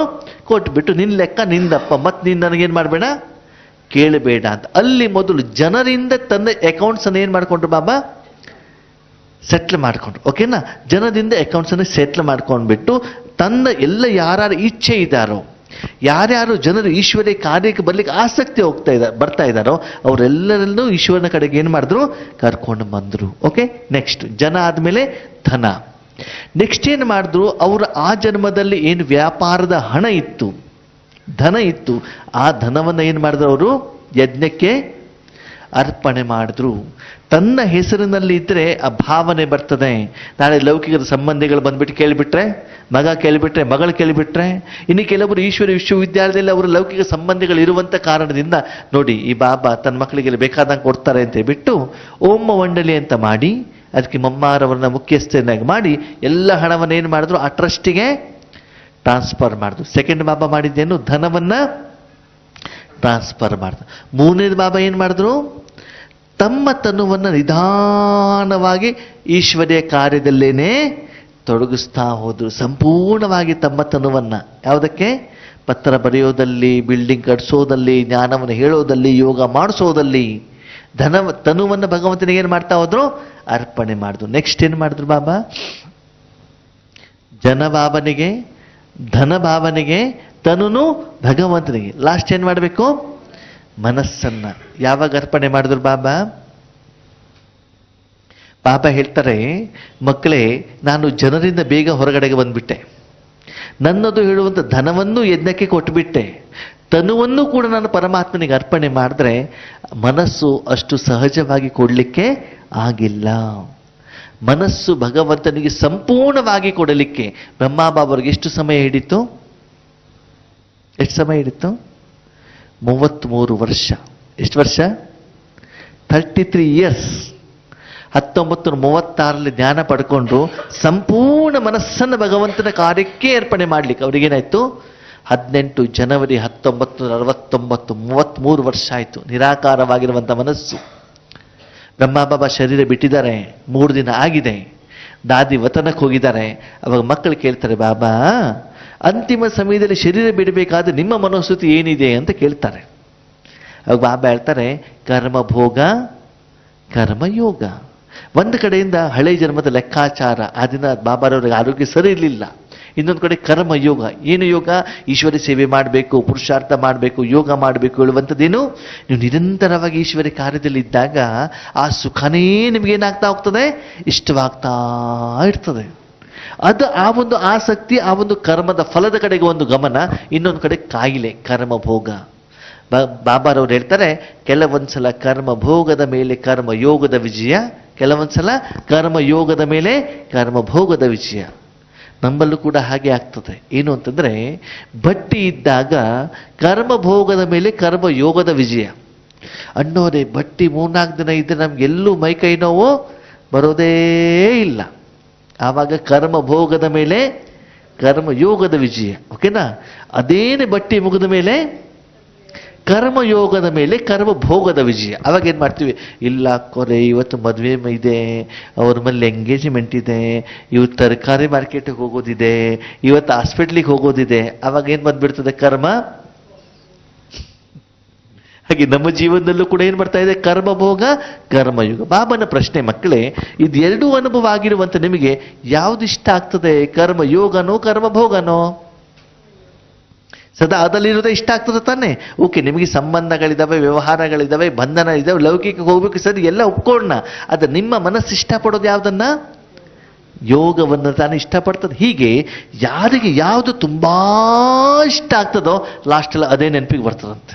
ಅಂತ ಮತ್ತೆ ಯಾರು ಬರ್ತಾರೆ? ಯಾರು ಹತ್ತಿರದವರು, ಯಾರು ತುಂಬಾ ಇಷ್ಟ. ಅದಕ್ಕಾಗಿ ಇವತ್ತು ಭಗವಂತನ ಜೊತೆಗೆ ಇದ್ದು ಇದ್ದು ಇದ್ದು ಇದ್ದು ಇದ್ದು ಸ್ವಾರ್ಥಕ್ಕೋಸ್ಕರ ಅಲ್ಲ, ಸೇವೆಗೋಸ್ಕರ. ಜ್ಞಾನ ಯೋಗ ಧಾರಣೆ ಸೇವೆ ಸೇವೆ ಅಂತ ಹೇಳಿದ್ದಾರೆ ಬಾಬಾ. ನಿನಗೋಸ್ಕರ ನಿನ್ನ ಮನಸ್ಸನ್ನು ಇಟ್ಬಿಟ್ಟು ವಿಕರ್ಮ ವಿನಾಶ ಮಾಡಿಸ್ಕೊಳ್ತಾ ಇಲ್ಲ. ಲಕ್ಷ್ಮೀನಾರಾಯಣ ಆಗಲಿಕ್ಕೆ ಮನಸ್ಸನ್ನು ಕೊಡ್ತಾ ಇಲ್ಲ. ಭಗವಂತನಿಗೆ ಅವನ ಇಷ್ಟದನುಸಾರ ಉಪಯೋಗ ಮಾಡಲಿಕ್ಕೆ ಮನಸ್ಸನ್ನು ಕೊಟ್ಟಿದೆಯಾ? ಯಾಕಂದ್ರೆ ಸೇವೆ ಭಗವಂತ ಮಾತ್ರ ಮಾಡಬಹುದು. 4 ವಿಷಯ ಕವರ್ ಆಗಿರಬೇಕು. ಆ ಒಂದು ಕರ್ಮದ ಫಲ ನಿಮ್ಗೇನಾಗ್ತಾ ಹೋಗ್ತದೆ? ಇಷ್ಟವಾಗ್ತಾ ಹೋಗ್ತದೆ. ಅದಕ್ಕೆ ಬಾಬಾ ಹೇಳ್ತಾರೆ, ಲಾಸ್ಟ್ ಸೆಕೆಂಡ್ವರೆಗೂ ಕೂಡ ನನಗೇನಾಗ್ತು? ಕರ್ಮಭೋಗ ಕರ್ಮಯೋಗ. ಫೈನಲ್ ನಾನು ಶರೀರ ಬಿಡಬೇಕಾದ್ರೆ ಕರ್ಮಯೋಗದ ಶಕ್ತಿನೇ ಏನಾಗ್ತಾ ಹೋಯ್ತು? ಹೆಚ್ಚಿಗೆ ಆಗ್ತಾ ಹೋಯ್ತು. ಯಾಕಂದ್ರೆ 33 ವರ್ಷ ಈಶ್ವರಿ ಸೇವೆ ಮಾಡಿರುವಂಥ ಕಾರಣದಿಂದ ಈಶ್ವರ ಏನು ಮಾಡ್ತಾರೆ? ಅವರ ರಕ್ಷಣೆಗೆ ಬರ್ತಾರೆ. ಆ ತಂದೆ ಮೇಲೆ ಅಷ್ಟು ಪ್ರೀತಿ, ಅಷ್ಟು ಮನಸ್ಸು, ಅಷ್ಟು ಸಂಬಂಧ, ಅಷ್ಟು ನನ್ನತನ ಇರುವಂಥ ಕಾರಣದಿಂದ ಅಲ್ಲೇ ಅವರ ಮನಸ್ಸು ಏನಾಗ್ತದೆ? ಮೋಹ ಆಗ್ಬಿಟ್ಟು ಭಗವಂತನ ಕಡೆಗೆ ಹೋಗ್ಬಿಡ್ತದೆ. ಅವಾಗ ಹೇಳ್ತಾರೆ ಬಾಬಾ, 33 ವರ್ಷದ ನಂತರ ನನಗೆ ಗೊತ್ತಾಯ್ತೇನಂತ? ನಿರಾಕಾರಿ, ನಾನು ಏನೂ ಅಲ್ಲ. ಜನನೂ ನಂದಲ್ಲ, ಧನನೂ ನಂದಲ್ಲ, ಮನನೂ ನಂದಲ್ಲ, ಆತ್ಮನೂ ನನ್ನದಲ್ಲ. ಎಲ್ಲ ಯಾರು?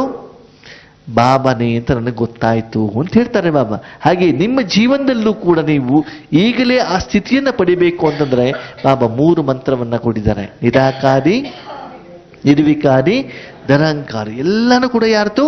ಭಗವಂತ. ಪ್ರತಿಯೊಂದು ಕರ್ಮದಲ್ಲೂ ಅದನ್ನು ಅಪ್ಲಿಕೇಶನ್ ಮಾಡ್ತಾ ಹೋಗಿ. ಕರ್ಮ ಮಾಡೋ ಮೊದಲು ಬಾಬಾ ನೀನು ಮಾಡು, ಕರ್ಮ ಮಾಡೋ ಮೊದಲು ಬಾಬಾ, ಕರ್ಮದ ಫಲ ಬಂದಾಗ್ಲೂ ಬಾಬಾ. ಈ 3 ಸಮಯದಲ್ಲೂ ಕೂಡ ಬಾಬಾ ಬಾಬಾ ಬಾಬಾ ಅಂತ ಬಾಯಲ್ಲಿ ಹೇಳುವಂಗಿಲ್ಲ. ತುಂಬ ಮನೆಯಲ್ಲಿ ಬಾಯಲ್ಲಿ ಬಾಬಾ ಬಾಬಾ ಅಂತ ಹೇಳಬೇಡಿ. ಹೇಳಿದ್ರೆ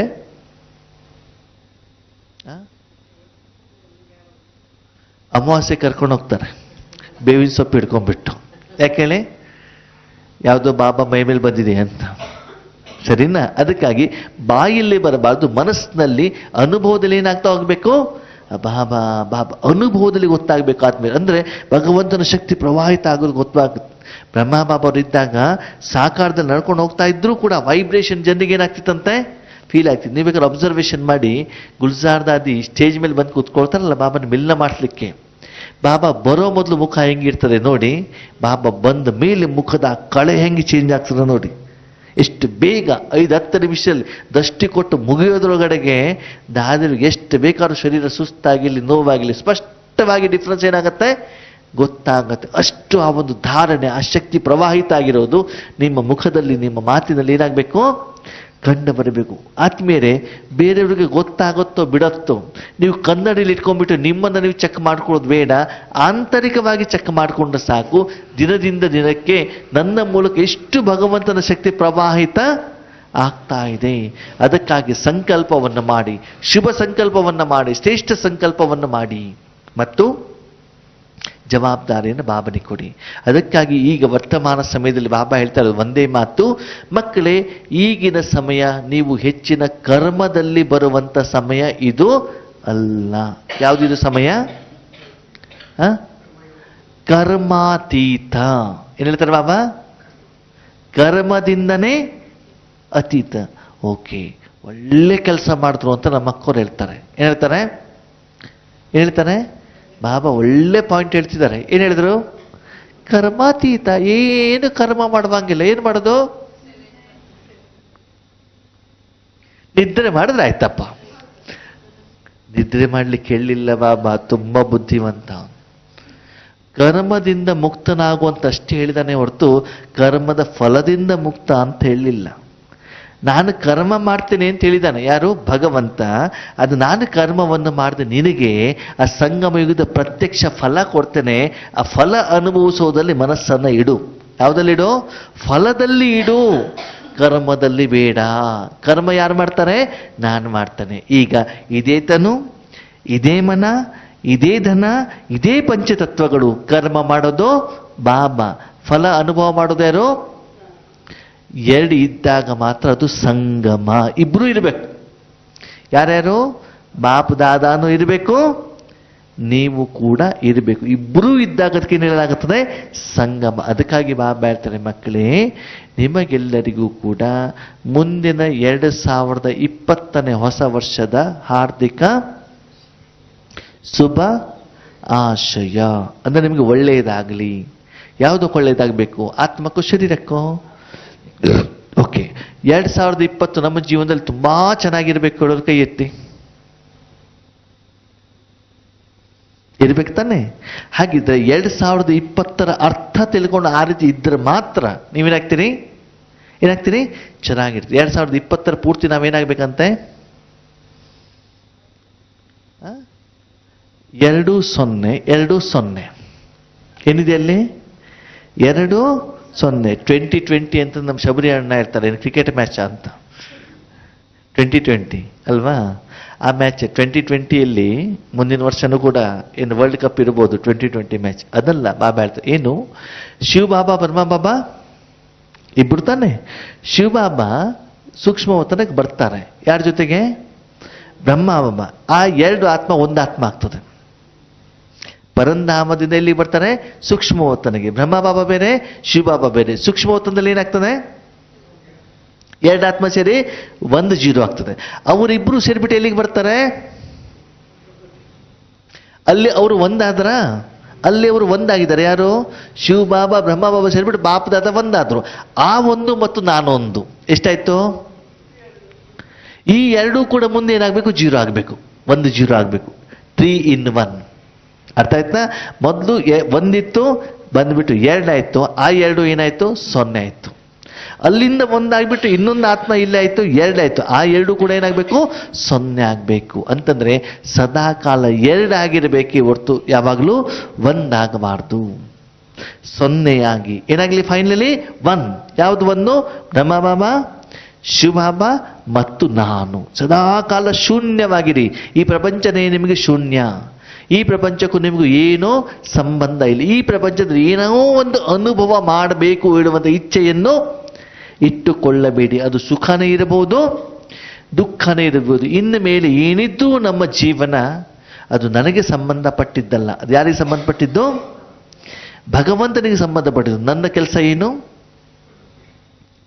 ನನ್ನ ಕೆಲಸ ನನ್ನ ಮನಸ್ಸು ಹೇಳುವಂಥ ಇಂದ್ರಿಯವನ್ನು ಎಲ್ಲದರಿಂದ ತೆಗೆದು ಅವನ ಕೈಯಲ್ಲಿ ಕೊಡೋದು.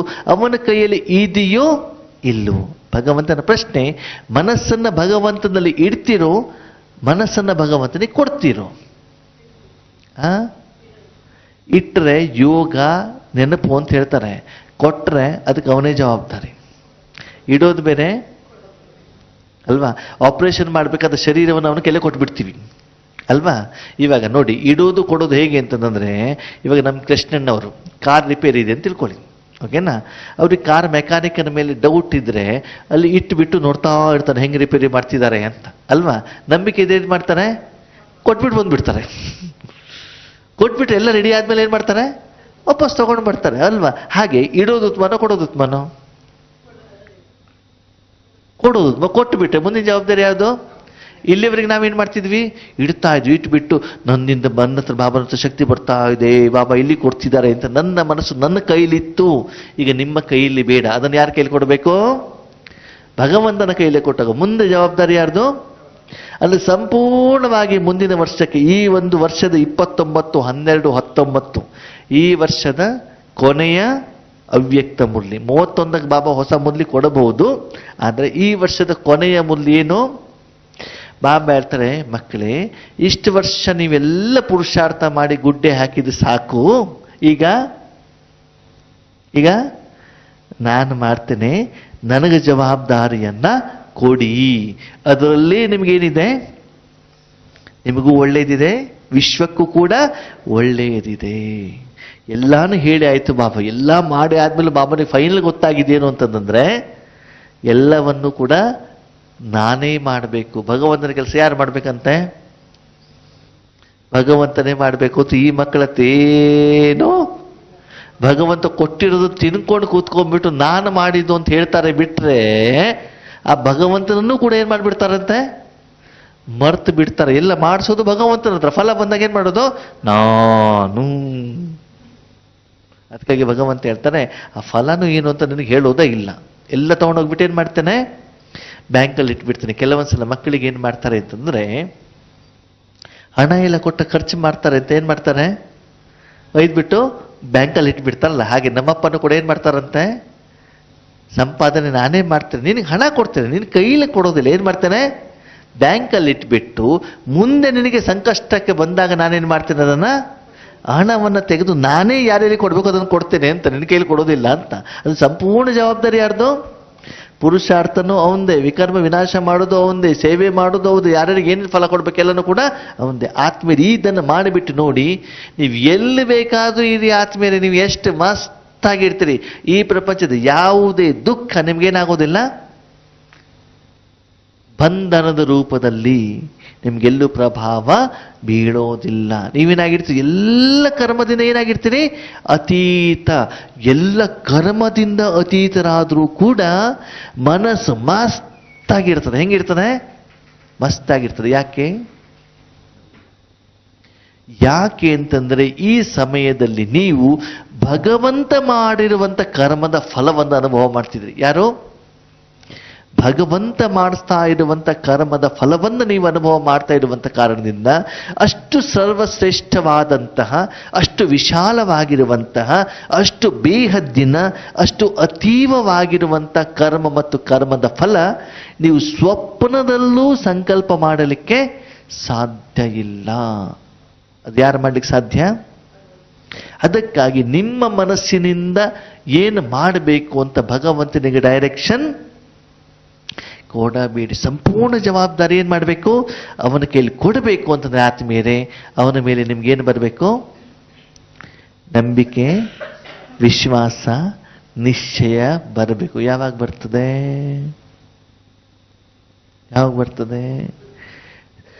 ಸಣ್ಣ ಸಣ್ಣ ಸಣ್ಣ ವಿಷಯ ಅವನಿಗೆ ಒಪ್ಪಿಸಿ, ಅವನಿಗೆ ಜವಾಬ್ದಾರಿ ಕೊಟ್ಟು, ಅವನು ಆ ಕರ್ಮದ ಫಲವನ್ನು ಮಾಡಿಸಿದಾಗ ನಮಗೆ ಸ್ಪಷ್ಟವಾಗಿ ಗೊತ್ತಾಗುತ್ತೆ, ಈ ಕರ್ಮ ನಾನು ಮಾಡಿದ್ದು ಅಲ್ಲ. ಯಾರು ಮಾಡಿದ್ದು? ಈಗ 4 ದಿನದ ಹಿಂದ್ಗಡೆಗೆ ಒಂದು ಕಡೆ ಸೇವೆ ಮಾಡ್ಕೊಂಡು ಬಂದಿದ್ದಾಯ್ತು, ಸರಿನಾ?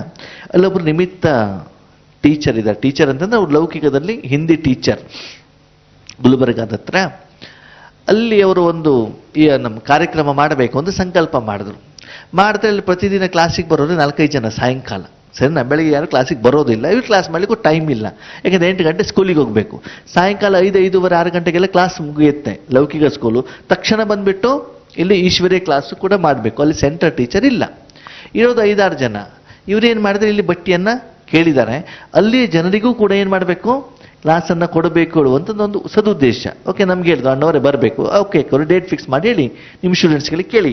ಸ್ಟೂಡೆಂಟ್ಸ್ಗಳಿಗೆ ಕೇಳಿದ್ರೆ ಒಬ್ಬರು ಮೀಟಿಂಗ್ ಇದೆ ಅಂತ ಹೇಳ್ತಾರಂತೆ, ಇನ್ನೊಬ್ಬರು ಪ್ರವಾಸಕ್ಕೆ ಹೋಗಬೇಕು ಅಂತ ಹೇಳ್ತಾರೆ, ಇನ್ನೊಬ್ರು ಯಾರು ಕೇಳಿದ್ರು ಒಬ್ಬೊಬ್ರು ಒಂದೊಂದು ಏನು ಮಾಡ್ತಿರ್ತಾರೆ, ಈ ವಾರ ನನಗಾಗೋದಿಲ್ಲ, ಮುಂದಿನ ವಾರ ನಿನಗಾಗೋದಿಲ್ಲ. ಅಲ್ಲಿರುವಂಥ ಮ್ಯಾಕ್ಸಿಮಮ್ ಸ್ಟೂಡೆಂಟ್ಸ್ಗಳೆಲ್ಲ ಸ್ಕೂಲ್ ಟೀಚರ್ಸ್ಗಳು. ಸರಿನಾ? ಏನು ಮಾಡಬೇಕು ಇವಾಗ? ಮಾಡಬೇಕು, ಹೌದು ಮಾಡಬೇಕು ಅಂತ ಮನಸ್ಸಿದೆ, ಎಲ್ಲ ಸರಿ ಇದೆ, ಆದರೆ ಏನು ಮಾಡಬೇಕು ಹೇಳುವಂಥ ಪ್ರಶ್ನೆ. ಆಮೇಲೆ ಏನು ಮಾಡಿದೆ, ಒಂದಿನ ಅಮೃತ ವೇಳೆ, ಸರಿ ಬಾಬಾ ಮಾಡಬೇಕು ಕಾರ್ಯಕ್ರಮ, ನನಗೆ ಗೊತ್ತಿಲ್ಲ, ನೀನು ಮಾಡುವಂಥ ಜವಾಬ್ದಾರಿ ಅಪ್ಪನಿಗೆ ಕೊಟ್ಟರಂತೆ. ಯಾರಿಗೆ? ನಾನು ಏನು ಪ್ರಯತ್ನ ಮಾಡಿದ್ರು ಕೂಡ ಏನಾಗ್ತಾ ಇಲ್ಲ, ಅದು ಸರಿದೂಗಿಸ್ತಾ ಇಲ್ಲ. ಎಲ್ಲ ಡೇಟ್ಗಳು ಏನಾಗ್ತಾ ಇಲ್ಲ, ಫಿಕ್ಸ್ ಆಗ್ತಾ ಇಲ್ಲ. ಅದೇನಿದೆ ನೀನು ಮಾಡುವಂಥ ಜವಾಬ್ದಾರಿ ಯಾರಿಗೆ ಕೊಟ್ಬಿಡೋದು?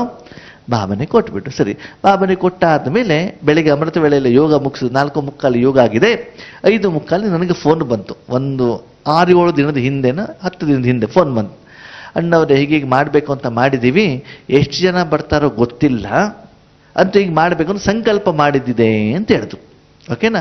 ಅವಾಗ ನನ್ನ ಮೂಲಕ ಬಾಬಾ ಏನು ಹೇಳ್ತಾರೆ, ಅಕ್ಕ ನೀವು ಯೋಚನೆ ಮಾಡಬೇಡಿ, 2 ಆತ್ಮಗಳಿದ್ರೂ ಪರವಾಗಿಲ್ಲ, ಕಾರ್ಯಕ್ರಮ ಮಾಡಿ ಮುಗಿಸೋಣ, ಅದು ಏನಾಗುತ್ತೆ ನೋಡಿ ಬಿಡೋಣ ಅಂತ.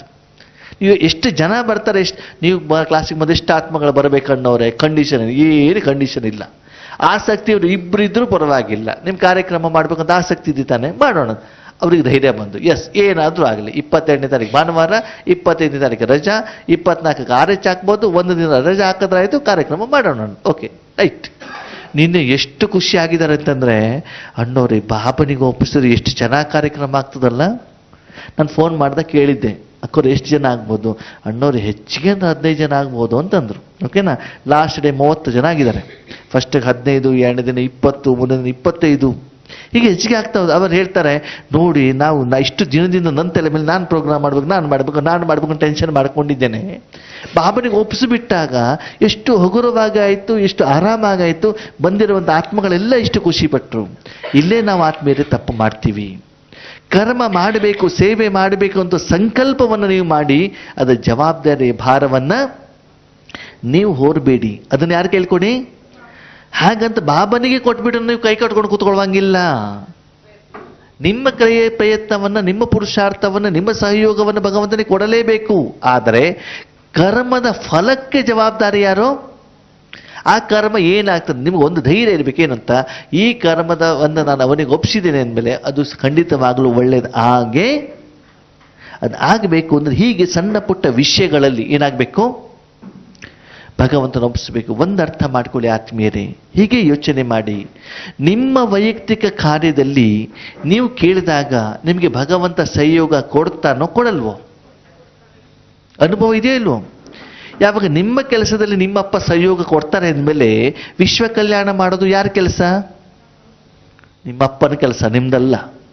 ವಿಶ್ವ ಕಲ್ಯಾಣ ಮಾಡೋದು ಯಾರ್ದು? ವಿಶ್ವ ಕಲ್ಯಾಣಕಾರಿ ಯಾರು? ಸ್ವರ್ಗ ಸ್ಥಾಪನೆ ಮಾಡೋ ಕೆಲಸ ಯಾರು? ಪ್ರಪಂಚವನ್ನು ಶುದ್ಧ ಮಾಡೋ ಕೆಲಸ ಯಾರ್ದು? ನಿಮ್ಮ ಕೆಲಸಕ್ಕೆ ನಿಮ್ಮಪ್ಪ ಸಹಾಯ ಮಾಡಬೇಕಾದ್ರೆ ಇನ್ನು ಅವನ ಕೆಲಸಕ್ಕೆ ಮನಸ್ಸು ಕೊಡ್ತೀವಿ ಅಂತಂದ್ರೆ ಅವನು ಸಹಾಯ ಮಾಡದೇ ಇರ್ತಾನ? ಹೇಳಿ. ಮಾಡೇ ಅದು ನಾವು ಕೊಟ್ಟ ಅನುಭವ ಇಲ್ಲ. ನಮಗೆ ನಮ್ಮ ಸಮಸ್ಯೆಗಳೇ ಮುಗಿಯೋದಿಲ್ಲ, ಇನ್ನು ಅವನಿಗೆ ಮನೆಗೆ ಹೋಗೋದಿಲ್ಲಿಂದ. ನಮ್ಮ ಸಮಸ್ಯೆಗೋಸ್ಕರ ಮನಸ್ಸನ್ನು ನಾವು ಕೊಡ್ತೀವಿ. ಬಾಬಾ ಇದನ್ನು ಮಾಡಿಕೊಡು, ಅದನ್ನು ಮಾಡಿಕೊಡು, ಅದು ಮಾಡು, ಇದು ಮಾಡು. ಆವಾಗ ಏನಾಗುತ್ತೆ, ಅವನ ಕರ್ಮದ ಫಲಕ್ಕೆ ನಮಗೆ ಮನಸ್ಸು ಕೊಡ್ಲಿಕ್ಕೆ ಸಮಯನೇ ಇಲ್ಲ. ಅದಕ್ಕೆ ಆ ವಿಶಾಲ ಮನೋಭಾವದ ಬೇಹದ್ದಿನ ಸುಖದ ಅನುಭವ ನಮಗಿನ್ನೂ ಆಗ್ತಾ ಇಲ್ಲ. ಒಂದು ಸತ್ಯ ಕೇಳಿ, ಅವನಿಗೋಸ್ಕರ ನಿಮ್ಮ ಮನಸ್ಸನ್ನು ಕೊಟ್ಟಾಗ, ವಿಶ್ವ ಪರಿವರ್ತನೆ ಆದಾಗ, ನೀವು ವಿಶ್ವದಲ್ಲಿರುವಂಥ ಕಾರಣದಿಂದ ನೀವು ಪರಿವರ್ತನೆ ಆಗ್ತೀರಾ. ನೀವು ಎಕ್ಸ್ಟ್ರಾ ಏನು ನನಗೊಬ್ಬರಿಗೆ ಪರಿವರ್ತನೆ ಮಾಡು ಅಂತ ಹೇಳಬೇಕಾದ ಅವಶ್ಯಕತೆ ಇಲ್ಲ. ಈಗ ಹೇಳಿ, ನಿಮ್ಮ ಬಗ್ಗೆ ಯೋಚನೆ ಮಾಡ್ತೀರೋ, ವಿಶ್ವದ ಬಗ್ಗೆ ಯೋಚನೆ ಮಾಡಬೇಕು? ಅರ್ಥ ಆಗ್ತಿದೆಯಾ? ಅದನ್ನು ನಾವು ಈ ಬಟ್ಟಿಗಳಲ್ಲಿ ಮಾಡಬೇಕು. ಯಾಕಂತಂದರೆ ಇವತ್ತು ಗ್ರಹಣ, ಓಕೆ, ಈಗ ನಮಗೆಲ್ಲ ಗ್ರಹಣ ಬಿಟ್ಟಿದೆ. ಹಾಗೆ ಈಗ ನಮ್ಮ ಮನಸ್ಸಲ್ಲಿರೋ ಗ್ರಹಣನೂ ಕೂಡ ನಾವೇನು ಮಾಡಬೇಕು ಇವಾಗ? ಅದನ್ನು ಕೂಡ ಸೂರ್ಯಗ್ರಹಣ. ಯಾವ ಗ್ರಹಣ? ಸೂರ್ಯನಿಗೆ ಗ್ರಹಣ ಹಿಡಿದುಬಿಟ್ಟಿದೆ ಅಲ್ವಾ? ಈ ಸೂರ್ಯನಿಗೆ ಗ್ರಹಣ ಹಿಡಿತದೆ, ಅದು ಆ ಸೂರ್ಯನಿಗೆ ಗ್ರಹಣ ಹಿಡಿಯೋದಿಲ್ಲ. ಪಾಪ ಅವನಿಗೆ ಎಷ್ಟು ಒಳ್ಳೆಯವನು ಅಂತಂದ್ರೆ ಅವನಿಗೆ ಗ್ರಹಣ ಹಿಡಿಯೋದಿಲ್ಲ, ಗ್ರಹಣ ಹಿಡಿದವರಿಗೆ ಬಿಡಿಸ್ಲಿಕ್ಕೆ ಬಂದಿದ್ದಾನ. ನಾವು ಹಿಡಿಸ್ಕೊಂಡಿದೀವಿ ಯಾವ್ದನ್ನ? ಗ್ರಹಣನ ಅಲ್ವಾ? ಬಿಡಿಸ್ಲಿಕ್ಕೆ ಯಾರು ಬಂದಿದ್ದಾರೆ? ಅದಕ್ಕಾಗಿ ಭಗವಂತ ಹೇಳ್ತಾರೆ, ನೋಡು ಮಗು, ಆ ಸೂರ್ಯನಿಗೂ ಗ್ರಹಣ ಹಿಡಿತದೆ, ಆ ಚಂದ್ರನಿಗೂ ಗ್ರಹಣ ಹಿಡಿತದೆ, ಗ್ರಹಣ ಹಿಡಿದೇ ಇರುವಂತ ಒಬ್ಬನೇ ಒಬ್ಬ ವ್ಯಕ್ತಿ ಯಾರು? ಅವ್ರ ಕೆಲಸ ಬರೀ ಬಿಡಿಸೋದೇ ಕೆಲಸ ಅಂತೆ. ಯಾರ್ದು? ಯಾರ್ಯಾರಿಗೆ ಗ್ರಹಣ ಹಿಡಿದಿದೆಯೋ ಅವರಿಗೆಲ್ಲರಿಗೂ ಏನ್ ಮಾಡೋದು? ಅದಕ್ಕೆ ಇವತ್ತಿನ ಮುಲ್ಲಿನ ಬಾಬಾ ಏನ್ ಹೇಳ್ತಾರೆ, ಯಾರ್ಯಾರಿಗೆ ಏನೇನು ವ್ಯಾಧಿಗಳಿದ್ದಾವೆ, ಯಾರಿಗೆ ಏನೇನು ಕಾಯಿಲೆಗಳಿದ್ದಾವೆ, ಆ ಎಲ್ಲ ಕಾಯಿಲೆಗಳನ್ನು ನಾನೇನ್ ಮಾಡಿದ್ದೇನೆ? ಬಿಡಿಸ್ಲಿಕ್ಕೆ ಬಂದಿದೆ. ಕಾಯಿಲೆ ಅಂದ ತಕ್ಷಣ ಹೌದು ಬಾಬಾ ನನಗೆ ಕ್ಯಾನ್ಸರ್ ಇದೆ ಅಂತ ದೊಡ್ಡದಾಗಿ ಹೇಳ್ತೀವಿ. ಕ್ಯಾನ್ಸರ್ ಅಲ್ಲ, ಮನಸ್ಸಿನ ಕಾಯಿಲೆ. ಯಾವ ಕಾಯಿಲೆ? ಯಾಕಂದ್ರೆ ಕ್ಯಾನ್ಸರ್ ಬರಲಿಕ್ಕೂ ಕೂಡ ಆತ್ಮನೇ ಕಾರಣ. ಆತ್ಮದಲ್ಲಿದ್ದು ಚಿಂತೆಗಳು, ಯೋಚನೆಗಳು, ಕರ್ಮದ ಲೆಕ್ಕಾಚಾರನೇ ಶರೀರ ಹೇಳೋದು ಸಾಧನ ಅಷ್ಟೇ ಆತ್ಮೀಯರೇ. ಅದಕ್ಕೆ ಒಂದು ಅರ್ಥ ಮಾಡ್ಕೊಳ್ಳಿ, ಒಂದು ಆತ್ಮ ಸರಿಯಾಗಿಬಿಟ್ರೆ ಉಳಿದಿದ್ದೆಲ್ಲ ಏನಾಗ್ತದೆ? ನೀವು ಒಂದೇ ಕೆಲಸ ಮಾಡಿ, ಯೋಗ ಯೋಗ ಯೋಗ ಯೋಗ ಎಷ್ಟು ಸಾಧ್ಯ ಆಗುತ್ತೆ ಅಷ್ಟೇನು ಮಾಡಿ ಯೋಗವನ್ನು ಮಾಡ್ತಾ ಹೋಗಿ. ಅದು ಸಾಧಾರಣ ಯೋಗ ಆಗಿರಬಾರ್ದು. ಹೆಂಗಾಗಿರ್ಬೇಕು? ದಿನದಿಂದ ದಿನಕ್ಕೆ ಪವರ್ಫುಲ್. ಅದಕ್ಕಾಗಿ ಇನ್ನು ಮೇಲೆ ನಮ್ಮ ಯೋಗದಲ್ಲಿ ಆದಷ್ಟು ಸಂಕಲ್ಪಗಳು ಇರಬಾರ್ದು ಆತ್ಮೀಯರೇ. ಏನ್ ಮಾಡಬೇಕು? ಮನಸ್ಸನ್ನು ಟಕ್ ಅಂತ ಏನ್ ಮಾಡಿದ್ವಿ? ಕೊಟ್ವಿ. ಮತ್ತೆ ಇದಕ್ಕಾಗಿ ಮಾಡ್ತಿದ್ದೀನಿ, ಅದಕ್ಕಾಗಿ ಮಾಡ್ತೀನಿ, ಅದು ಅವ್ರಿಗೆ ಕೊಡು ಇವ್ರಿಗೆ ಕೊಡು ಏನೋ ಹೇಳುವಾಗಿಲ್ಲ. ಯಾವಾಗಲೂ ಒಂದು, ಯಾವಾಗ ನಾನು ಮನಸ್ಸನ್ನು ಕೊಡ್ತೇನೋ ಆವಾಗ ಇದಕ್ಕೋಸ್ಕರನೇ ಉಪಯೋಗವನ್ನ ಮಾಡೋದು. ಒಂದು ಸಲ ಅವನ ಹತ್ರ ಏನು ಮಾಡಿದ್ರಾಯ್ತು? ಪಕ್ಕಾ ಎಗ್ರಿಮೆಂಟ್ ಮಾಡ್ಕೊಂಡಾಯ್ತು. ಪುನಃ ಪುನಃ ಅವ್ರ ಜೊತೆಗೆ ಎಗ್ರಿಮೆಂಟ್ ಮಾಡ್ಕೊಳ್ಳುವಂತ ಅವಶ್ಯಕತೆ ಇಲ್ಲ. ಯಾವಾಗಲೂ ಒಂದೇ ಸ್ಥಿತಿ, ಒಂದೇ ಸ್ವರೂಪ. ಹಾಗಿದ್ರೆ ಪ್ರಶ್ನೆ ಬರ್ತದೆ, ಹಾಗಿದ್ರೆ ಬಾಬಾ ಮುರುಳಿಯಲ್ಲಿ ಬೇರೆ ಬೇರೆ ಶಬ್ದಗಳನ್ನೆಲ್ಲ ಹೇಳ್ತಾರಲ್ಲ, ಯಾಕೆ ಅಂತ ಪ್ರಶ್ನೆ. ಯಾಕೆ ಅಂತಂದ್ರೆ ಎಲ್ಲರೂ ಒಂದೇ ದಿನ ಒಂದೇ ಲೆವೆಲಲ್ಲಿ ಇರೋದಿಲ್ಲ. ಓಕೆ, ಪ್ರಜೆಗಳಾಗೋರು ಇರ್ತಾರೆ, LKG ಅವರು ಇರ್ತಾರೆ, UKG ಅವರು ಇರ್ತಾರೆ, PhD ಅವರು ಕೂಡ ಇರ್ತಾರೆ. ಬೇರೆ ಬೇರೆಯವರಿಗೆ ಬೇರೆ ಬೇರೆ ಲೆವೆಲ್ ಇರ್ತದೆ. ನಿಮ್ಗೆ ಯಾವ ಲೆವೆಲ್ ಬೇಕು? ಯಾವ ಲೆವೆಲ್ ಬೇಕು? ಒಂದೇ ಟ್ರೈನ್ ಮೌಂಟ್ ಆಬುಗೆ ಹೋಗ್ತದೆ, ಓಕೆನಾ? ಜನರಲ್ಲೂ ನಿಂತ್ಕೊಂಡು ಹೋಗ್ಬೋದು, ಜನರಲ್ಲಲ್ಲಿ ಕೂತ್ಕೊಂಡು ಹೋಗ್ಬೋದು, ಸ್ಲೀಪರಲ್ಲಿ RAC ಅಲ್ಲಿ ಹೋಗ್ಬೋದು, ಸ್ಲೀಪರಲ್ಲಿ ಬಾತ್ರೂಮ್ ಹತ್ರ ರೂಮ್ ಎಲ್ಲಿ ಬರ್ತ್ ತಗೊಂಡ್ಬಿಟ್ಟು ಮಲ್ಕೊಂಡು ಹೋಗ್ಬೋದು, ಓಕೆನಾ? 3 ಟೈರ್ AC ಹೋಗ್ಬೋದು, 2 ಟೈರ್ AC ಹೋಗ್ಬೋದು. ಸೇಮ್ ಟ್ರೈನು ಸೇಮ್ ಸ್ಟೇಷನ್ ಇಂದ ಸೇಮ್ ಟೈಮಲ್ಲಿ ಸೇಮ್ ಪ್ಲೇಸ್ ತಲುಪ್ತದೆ. ನಿಮ್ಗೆ ಯಾವ್ದು ಬೇಕು? ಯಾಕೋ 2 ಟೈರ್ AC ಬೇಕು ಅಂತ ಯಾರು ಕೇಳ್ತಾರೆ? ಯಾರ ಹತ್ರ ಹೆಚ್ಚಿಗೆ ಹಣ ಇರ್ತದೋ, ಯಾರಿಗೆ 2 ಟೈರ್ ACಯಲ್ಲಿ ಓಡಾಡಿ ಅನುಭವ ಇದೆಯೋ ಅವ್ರ ಮಾತ್ರ ಏನು ಕೇಳ್ತಾನೆ? 2 ಟೈರ್ AC ಕೇಳ್ತಾನೆ. ಯಾರಿಗೆ ಜನರಲ್ಲಲ್ಲಿ ಓಡಾಡಿ ಅನುಭವ ಇರ್ತದೋ ಅವನೇನು ಹೇಳ್ತಾನೆ? ನನಗಿದೇ ಸಾಕು ಅಂತ ಹೇಳ್ತಾನೆ, ಓಕೆನಾ? ಆವಾಗ ಪ್ರತಿದಿನ ಮುರಳಿಯಲ್ಲಿ ಎಲ್ಲ ಟಿಕೆಟು ಇರ್ತದೆ. ಏನಿರ್ತದೆ? ಎಲ್ಲ ಟಿಕೆಟ್ಗಳು ಇರ್ತವೆ. ನಿಮ್ಗೆ ಯಾವ್ದು ಬೇಕು ನೀವೇನು ಮಾಡ್ಬೋದು? ಇನ್ನು ಕೆಲವೊಬ್ರು ಏನು ಮಾಡ್ತಾರೆ, ಟಿಕೆಟ್ ತಗೊಂಡ್ಬಿಟ್ಟು ಟ್ರೈನ್ ಮಿಸ್ ಮಾಡ್ಕೊಳ್ಳೋರು ಕೂಡ ಇರ್ತಾರೆ, ಓಕೆನಾ? ನಿನ್ನೆ ನಾನು ಟ್ರೈನಲ್ಲಿ ಬಂದಿದ್ದಿತ್ತು, ರಾತ್ರಿ 11 ಗಂಟೆಗೆ ಟ್ರೈನ್. ಓಕೆ, ರಾತ್ರಿ 11 ಗಂಟೆಗೆ 2 ಟೈರ್ AC. 2 ಟೈರ್ AC ಯಾಕೆ ಅಂತಂದ್ರೆ ಬೇರೆ ಯಾವುದೋ ಟಿಕೆಟ್ ಇರಲಿಲ್ಲ, ಅದೆಲ್ಲ ಬಂದಿದ್ದೆ, ಓಕೆನಾ? ಬಂದರೆ ರಾತ್ರಿ ಮಲ್ಕೊಂಡಿದ್ದು 11 ಗಂಟೆಗೆ, 12:42ಕ್ಕೆ ಒಬ್ಬರು ಯುಗಲ್ ಬಂದಿದ್ದಾರೆ. ಬಂದ್ಬಿಟ್ಟು ಹೇಳಿದ್ರು, ಈ ಸೀಟ್ ನಮ್ಮದು ಬಿಟ್ಕೊಡಿ ಅಂತ. ಅದು 12:42ಕ್ಕೆ ನಾನು ಹೇಳಿದೆ, ನನಗೆ ಬಿಟ್ಕೊಡಿ ಅಂತ. ನಂಗೆ ಟಿಕೆಟ್ ತೋರಿಸಿದ್ರು. ನಾನು ಮೊಬೈಲ್ ತೆಗೆದು ನನ್ನ ಟಿಕೆಟ್ ತೋರಿಸಿದೆ, ನೋಡಿ ನನ್ನ ಟಿಕೆಟ್ ಹಿಂಗಿದೆ. ಹೌದು, ನಿಮಗೂ ಇದೆ ನಮಗೂ ಇದೆ, ಸೇಮ್ ಟ್ರೈನಲ್ಲೇ ಸೇಮ್ ಇದೆ, ಹೆಂಗೆ ಬಂತು? ಅದು ನನಗೆ ಗೊತ್ತಿಲ್ಲ. ನಾನು ಯಾವ ಸೀಟಲ್ಲಿ ಮಲ್ಕೊಂಡಿದ್ದೇನೋ ನನಗೆ ಸರಿಯಾಗೇನಿದೆ, ನಾನು ಮಲ್ಕೊಂಡಿರೋ ಸೀಟಿಗೂ ಈ ಟಿಕೆಟಿಗೂ ಸರಿ ಇದೆ, ಸರಿ ಇದೆ, ಏನು ತೊಂದರೆ? ಸರಿ, ಅಲ್ಲಿ ಮೇಲ್ಗಡೆ ಒಂದು ಸೀಟ್ ಇದೆ, ಮೇಲ್ಗಡೆ 38 ನಂಬರು, ಅಲ್ಲಿ ಕೆಳಗಡೆ 39, 40, ಓಕೆನಾ? 39, 40 ಎರಡು ಖಾಲಿ ಇದೆ. ಇವ್ರೇನು ತಿಳ್ಕೊಂಡು ಎಲ್ಲೋ ಮಿಸ್ ಆಗಿರಬೇಕು ಅಂತ ತಿಳ್ಕೊಂಡ್ರು. ಸ್ವಲ್ಪ ಹೊತ್ತಾದ್ಮೇಲೆ ಕೆಳಗಡೆ 39 ಅವರು ಬಂದ್ಬಿಟ್ರು. ಅವಾಗ ಇಲ್ಲಿ ಸಮಸ್ಯೆ ಆಯಿತು ಅಂತ ನೋಡಿದ್ರೆ ಏನಾಗಿದೆ ಅಂತಂದ್ರೆ, ಅದು 25ನೇ ತಾರೀಕು ಒಂದು ಸ್ಟೇಷನ್, ಓಕೆ, ರಾತ್ರಿ 11 ಗಂಟೆಗೆ ಬರ್ತದೆ, ಓಕೆನಾ? ಇದು 25ನೇ ತಾರೀಕಿಗೆ ಬುಕ್ ಮಾಡಿದ್ದಾರೆ. ನೆಕ್ಸ್ಟ್ ಇವ್ರ ಸ್ಟೇಷನ್ಗೆ 12:40ಕ್ಕೆ ಬರ್ತದೆ. ಆವಾಗ ಡೇಟ್ ಚೇಂಜ್ ಆಗಿಬಿಡ್ತದೆ. ಏನಾಗ್ಬಿಡ್ತದೆ? ಅಲ್ಲಿ 25ಕ್ಕಿರೋದು ಇಲ್ಲಿ ಏನಾಗ್ಬಿಡ್ತದೆ? 26 ಆಗಿಬಿಡ್ತದೆ, ಓಕೆನಾ? ಅದು ಅವ್ರಿಗೆ ಗೊತ್ತಿಲ್ಲ. ಅವ್ರು 25ಕ್ಕೆ ಮಾಡಿದ್ರು. ಅದು ಮೊದಲೇ ದಿನ ಟ್ರೈನಿನ ಟಿಕೆಟ್ ಅದು. ಅದ್ಯಾವುದು? ಆ ಟೈಮಿಂಗ್ ಇದೆಯಲ್ಲ, ರಾತ್ರಿ ಸಮಯದಲ್ಲಿ ಟ್ರೈನಿನ ಟೈಮಿಂಗ್ ತುಂಬ ಪ್ರಾಬ್ಲಮ್ ಕೊಡ್ತದೆ, ಮಿಸ್ ಆಗಿಬಿಡ್ತದೆ. ಮೊದಲೇ ದಿನದ ಟ್ರೈನಿಂದ ಏನಾಗಿದೆ? ಟಿಕೆಟ್ ಆಗಿರುವಂಥ ಕಾರಣದಿಂದ ಏನಾಗ್ಬಿಡ್ತು, ಆ ಟ್ರೈನ್ ಮುಂದೆ ಹೋಗ್ಬಿಡ್ತದೆ. ಮುಂದೆ ಏನು ಮಾಡ್ಕೊಂಡ್ರು ನಮ್ಗೆ ಗೊತ್ತಿಲ್ಲ, TT ಹುಡ್ಕೊಂಡು ಹೋಗಿದ್ರು ಅವರು, ಓಕೆನಾ? ಹಾಗೆ ಇಲ್ಲಿ ಕೆಲವೊಂದ್ಸಲ ಏನಾಗತ್ತೆ ಅಂತಂದ್ರೆ ನಾವು ತಿಳ್ಕೊಳ್ಳೋದೊಂದು ಆಗೋದೊಂದು. ಅದಕ್ಕಾಗಿ 2 ಟೈರ್ AC ಟಿಕೆಟ್ ನಿಮ್ಮತ್ತು ಇದ್ರೂ ಸಹಿತ ಸರಿಯಾದ ಸಮಯದಲ್ಲಿ ನೀವು ಹೋಗಿಲ್ಲ ಅಂತಂದ್ರೆ ಏನಾಗಿರ್ತದೆ, ಟ್ರೈನ್ ಮಿಸ್ ಆಗಿದ್ದಿರ್ತದೆ. ಆವಾಗ ನೀವು ಟ್ರೈನ್ ಒಳಗಡೆಗಿದ್ರು, ಟಿಕೆಟ್ ನಿಮ್ಮ ಕೈಲಿದ್ರು, ಟಿಕೆಟಿನ ಹಣ ತುಂಬಿದಿದ್ರು ಕೂಡ ನೀವೇನಾಗ್ತೀರಿ, ಟಿಕೆಟ್ ಇಲ್ಲದೆ ಇರುವಂತ ಪ್ರಯಾಣಿಕರು ಆಗ್ತೀರಾ. ಅದಕ್ಕಾಗಿ ಏನ್ ಮಾಡಬೇಕು, ಅಟೆನ್ಷನ್ ಇಟ್ಕೊಳ್ಬೇಕಾಗ್ತದೆ. ಯಾವುದರಲ್ಲಿ? ಪುರುಷಾರ್ಥದಲ್ಲಿ. ಲಾಸ್ಟ್ ಟೈಮ್ ಅದನ್ನ ನೋಡ್ಕೊಳ್ಳಿ, ಸ್ವಲ್ಪ ಮಿಸ್ ಆಯ್ತು ಅಂತಂದ್ರೆ ಏನಾಗ್ಬಿಡ್ತದೆ, ಆ ಪ್ರವಾಸ, ಆ ಸುಖ ಏನು ಅನುಭವಿಸ್ಬೇಕು ಅದೇನ್ ಮಾಡ್ಕೊಂಡ್ಬಿಡ್ತೀವಿ, ಆತ್ಮೀಯರೇ ಕಳ್ಕೊಂಡ್ಬಿಡ್ತೀವಿ. ಅದಕ್ಕಾಗಿ ಸದಾ ಅಟೆನ್ಷನ್ ನಲ್ಲಿರಿ. ಅಟೆನ್ಷನ್ ನಹಿ रहना है तो ಟೆನ್ಷನ್ ನಹಿ रहना है तो ಅಟೆನ್ಷನ್ में रहो. ಟೆನ್ಷನ್ ಇರಬಾರ್ದು ಅಂದ್ರೆ ಏನಿರಬೇಕಂತೆ, ಏನ್ ಅಟೆನ್ಷನ್? ಬಾಬಾ ಮಾಡ್ತಿದ್ದಾನೆ, ಬಾಬಾ ಮಾಡ್ತಿದ್ದಾನೆ. ಒಂದು ಹೇಳಿ ಆತ್ಮೇರಿ, ಈ ಪ್ರಪಂಚದಲ್ಲಿ ಬಾಬಾಕ್ಕಿಂತ ಕರೆಕ್ಟಾಗಿ ಕರ್ಮ ಯಾರಾದ್ರೂ ಮಾಡ್ಲಿಕ್ಕೆ ಸಾಧ್ಯನಾ? ಇಲ್ಲ ತಾನೆ? ಯಾರ್ದು ಸಾಧ್ಯ? ಆ ಅನುಭವ ಯಾರಿಗಿದೆ? ಮಕ್ಕಳಿಗೆ ಮಾತ್ರ ಇದೆ ಆತ್ಮೀಯರೇ, ಭಕ್ತರಿಗಿಲ್ಲ. ಭಕ್ತರಿಗಿಲ್ಲ. ಅವರು ಬೇಡ್ತಾ ಇದ್ದಾರೆ, ಭಗವಂತನ ಭಾವನೆಯ ಫಲದ ಅನುಭವ ಆಗ್ತದೆ ಹೊರತು ಸ್ವತಃ ಭಗವಂತನ ಡೈರೆಕ್ಟ್ ಆಗಿ ಮಾತಾಡಿ ಕರ್ಮ ಮಾಡಿಸಿರುವಂತ ಅನುಭವ ಯಾರಲ್ಲಿದೆ? ನಮ್ಮಲ್ಲಿ ಇದೆ ಇದೆ. ಅದಕ್ಕಾಗಿ ಇನ್ನು ಮೇಲೆ ಆ ಅನುಭವದಲ್ಲಿ ಹೇಳಿ, ನಾನು ಕರ್ಮ ಮಾಡಬೇಕು, ನನ್ನ ಅಪ್ರತ ಮಾಡಿಸ್ಬೇಕು. ಯಾವಾಗ ನೀವು ಮಾಡ್ತಿರೋ ಅದು ಕಲಿಯುಗ, ಭಗವಂತನ ಹತ್ರ ಯಾವಾಗ ಮಾಡಿಸ್ತಿರೋದು ಸಂಗಮ ಯುಗ. ನೀವು ಯಾವ ಯುಗದಲ್ಲಿ ಇರಬೇಕು?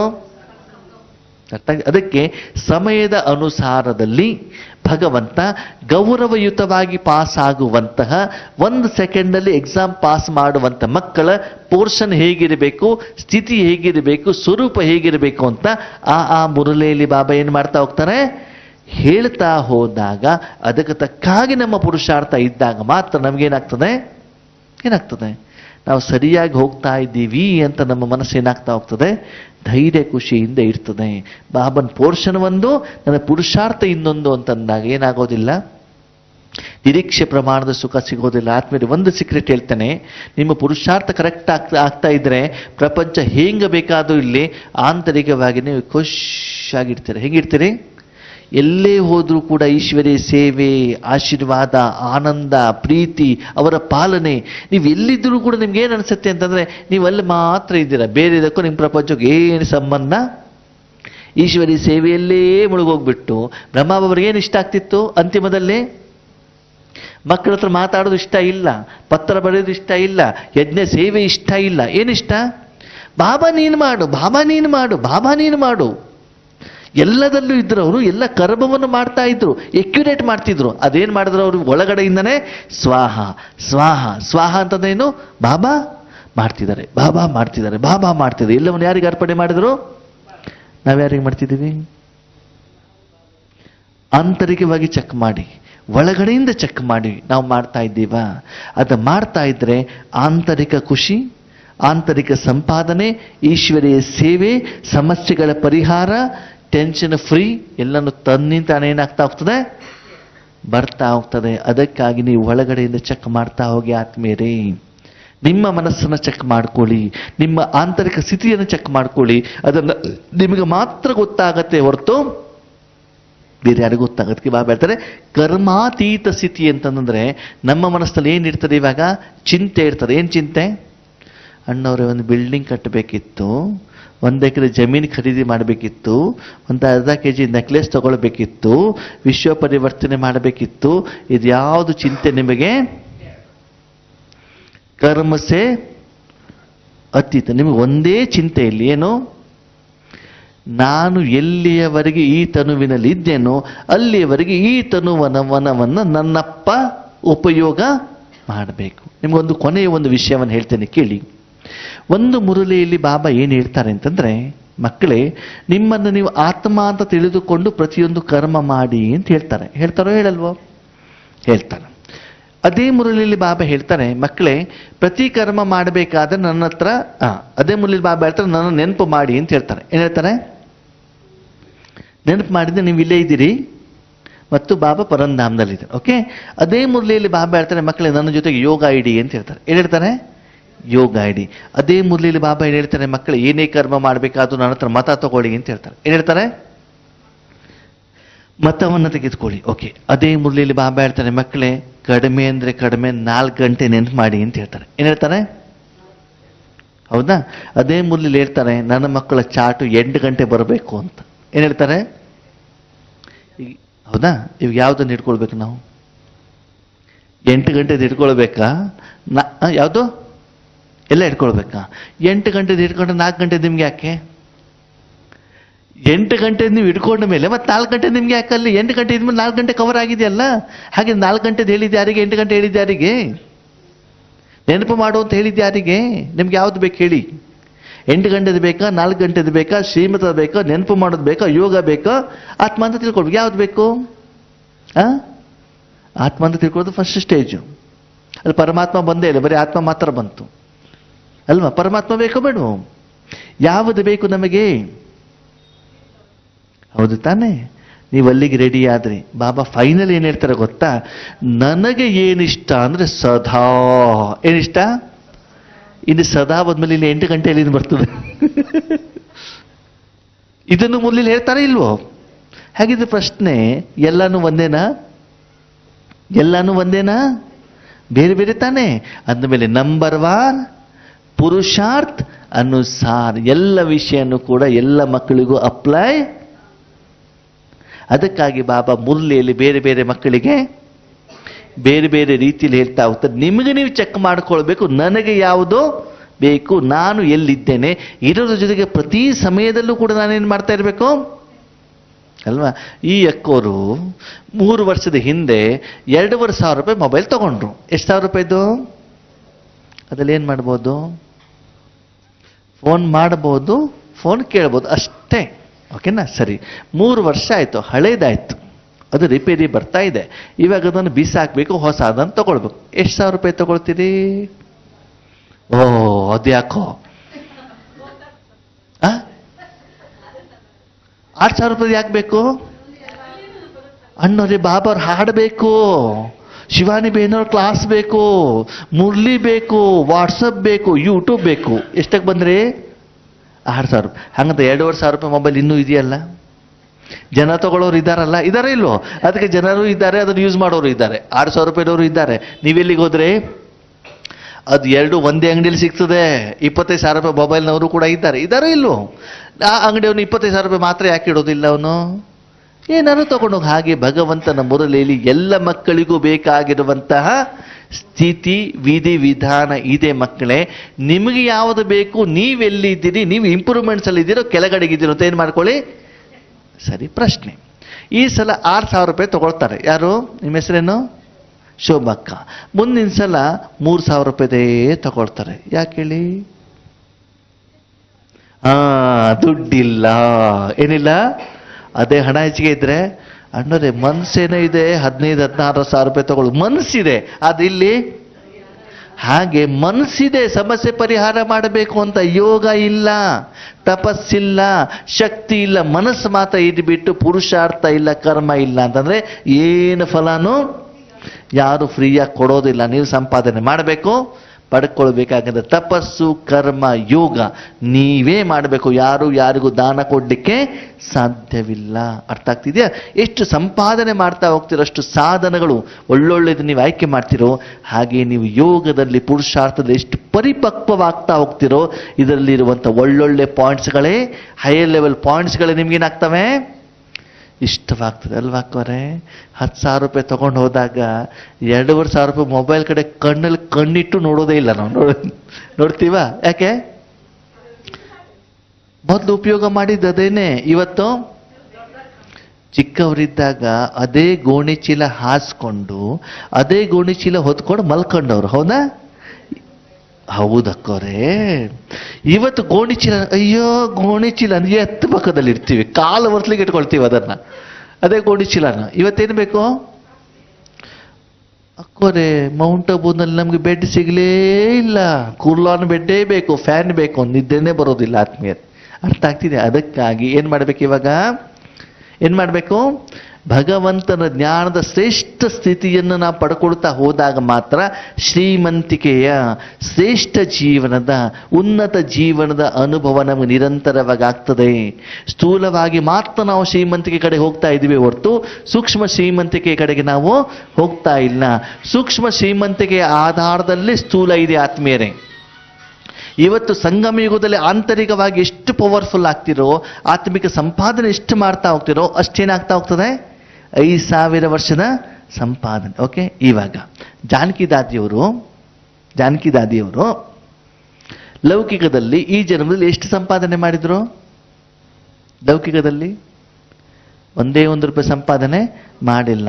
ಇವತ್ತು ಜಾನಕಿ ದಾದಿ ಬೆಂಗಳೂರಿಗೆ ಬರ್ತಿದ್ದಾರೆ ಅಂತಂದ್ರೆ ಕೋಟಿ ಬಜೆಟ್ ನಡೀತಾ ಇದೆ. ಅವರೊಬ್ಬರು ಬರ್ತಾರೆ ಅಂತ ಏನಾಗ್ತಾ ಇದೆ? ಯಾಕೆ? ತಪಸ್ಸಿನಿಂದ ತಾನೆ, ಬೇರೆ ಏನಲ್ವಲ್ಲ.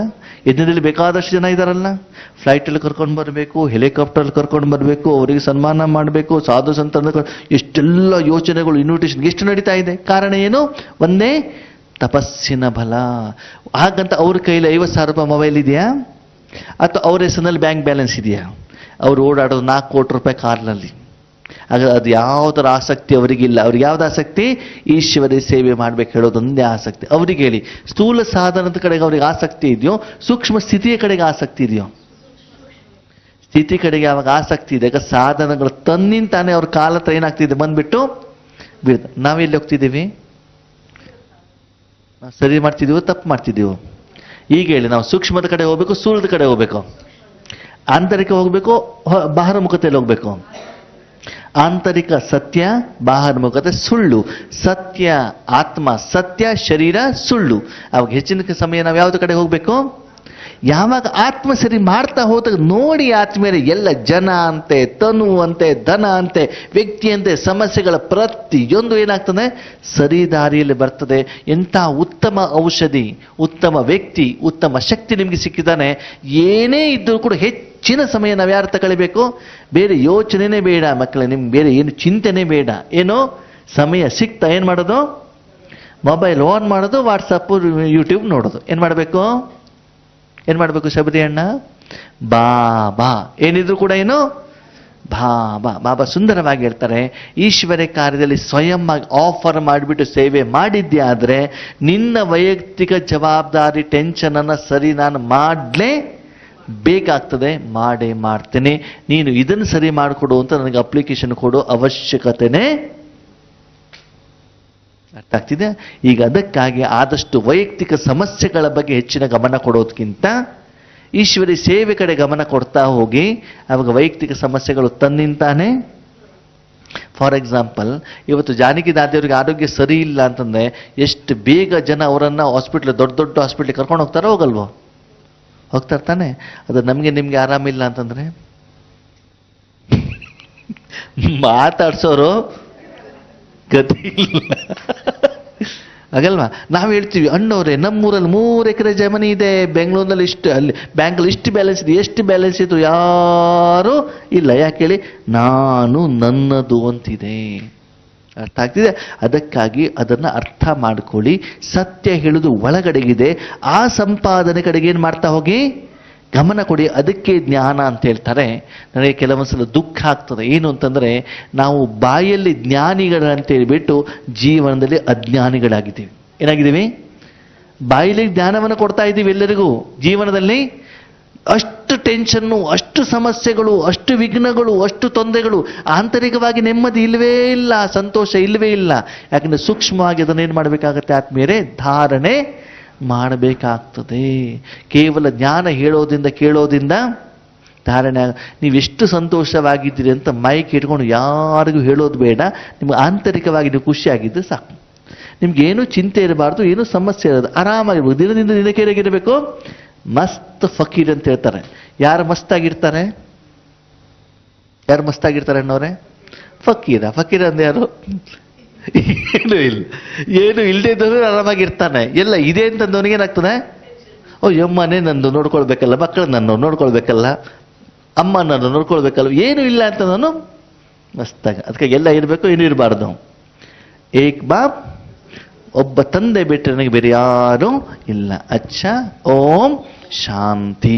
ಅದಕ್ಕೆ ಬಾಬಾ ಹೇಳ್ತಾರೆ, ಇವತ್ತು ಗ್ರಹಣ ಆಗಿರುವಂಥ ಕಾರಣದಿಂದ ನೀವು ಗ್ರಹಣ ಹಿಡಿಸ್ಕೊಳ್ಳೋ ಆಗಬಾರ್ದು. ಏನಾಗಬೇಕು?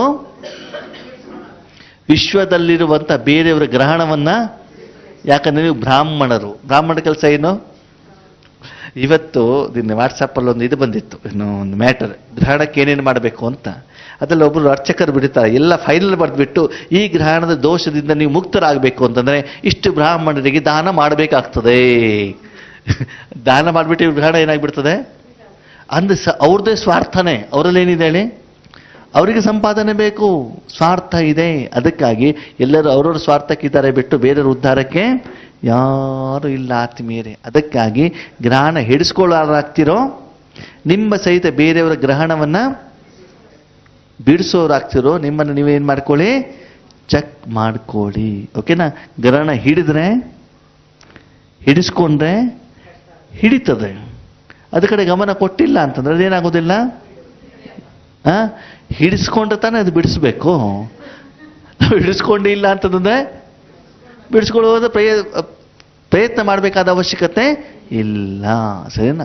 ಯಾಕಂತಂದ್ರೆ ಹೊಸದಾಗಿ ಗ್ರಹಣ ಹಿಡ್ಕೊಂಡಿದ್ದೇ ಬೇಕಾದಷ್ಟಿದೆ. ಅದನ್ನೇನು ಮಾಡಿಲ್ಲ ಇನ್ನು ಹೊಸದಾಗಿ ಎಲ್ಲಿಂದ ಗ್ರಹಣ ಇಸ್ಕೊಳ್ಳೋದು, ಹಿಡಿಯೋದನ್ನ ಏನ್ ಮಾಡ್ತಾ ಹೋಗಿ ಕ್ಲಿಯರ್ ಮಾಡ್ಕೊಳ್ತಾ ಹೋಗಿ. ಸರಿನಾ? ಓಂ ಶಾಂತಿ.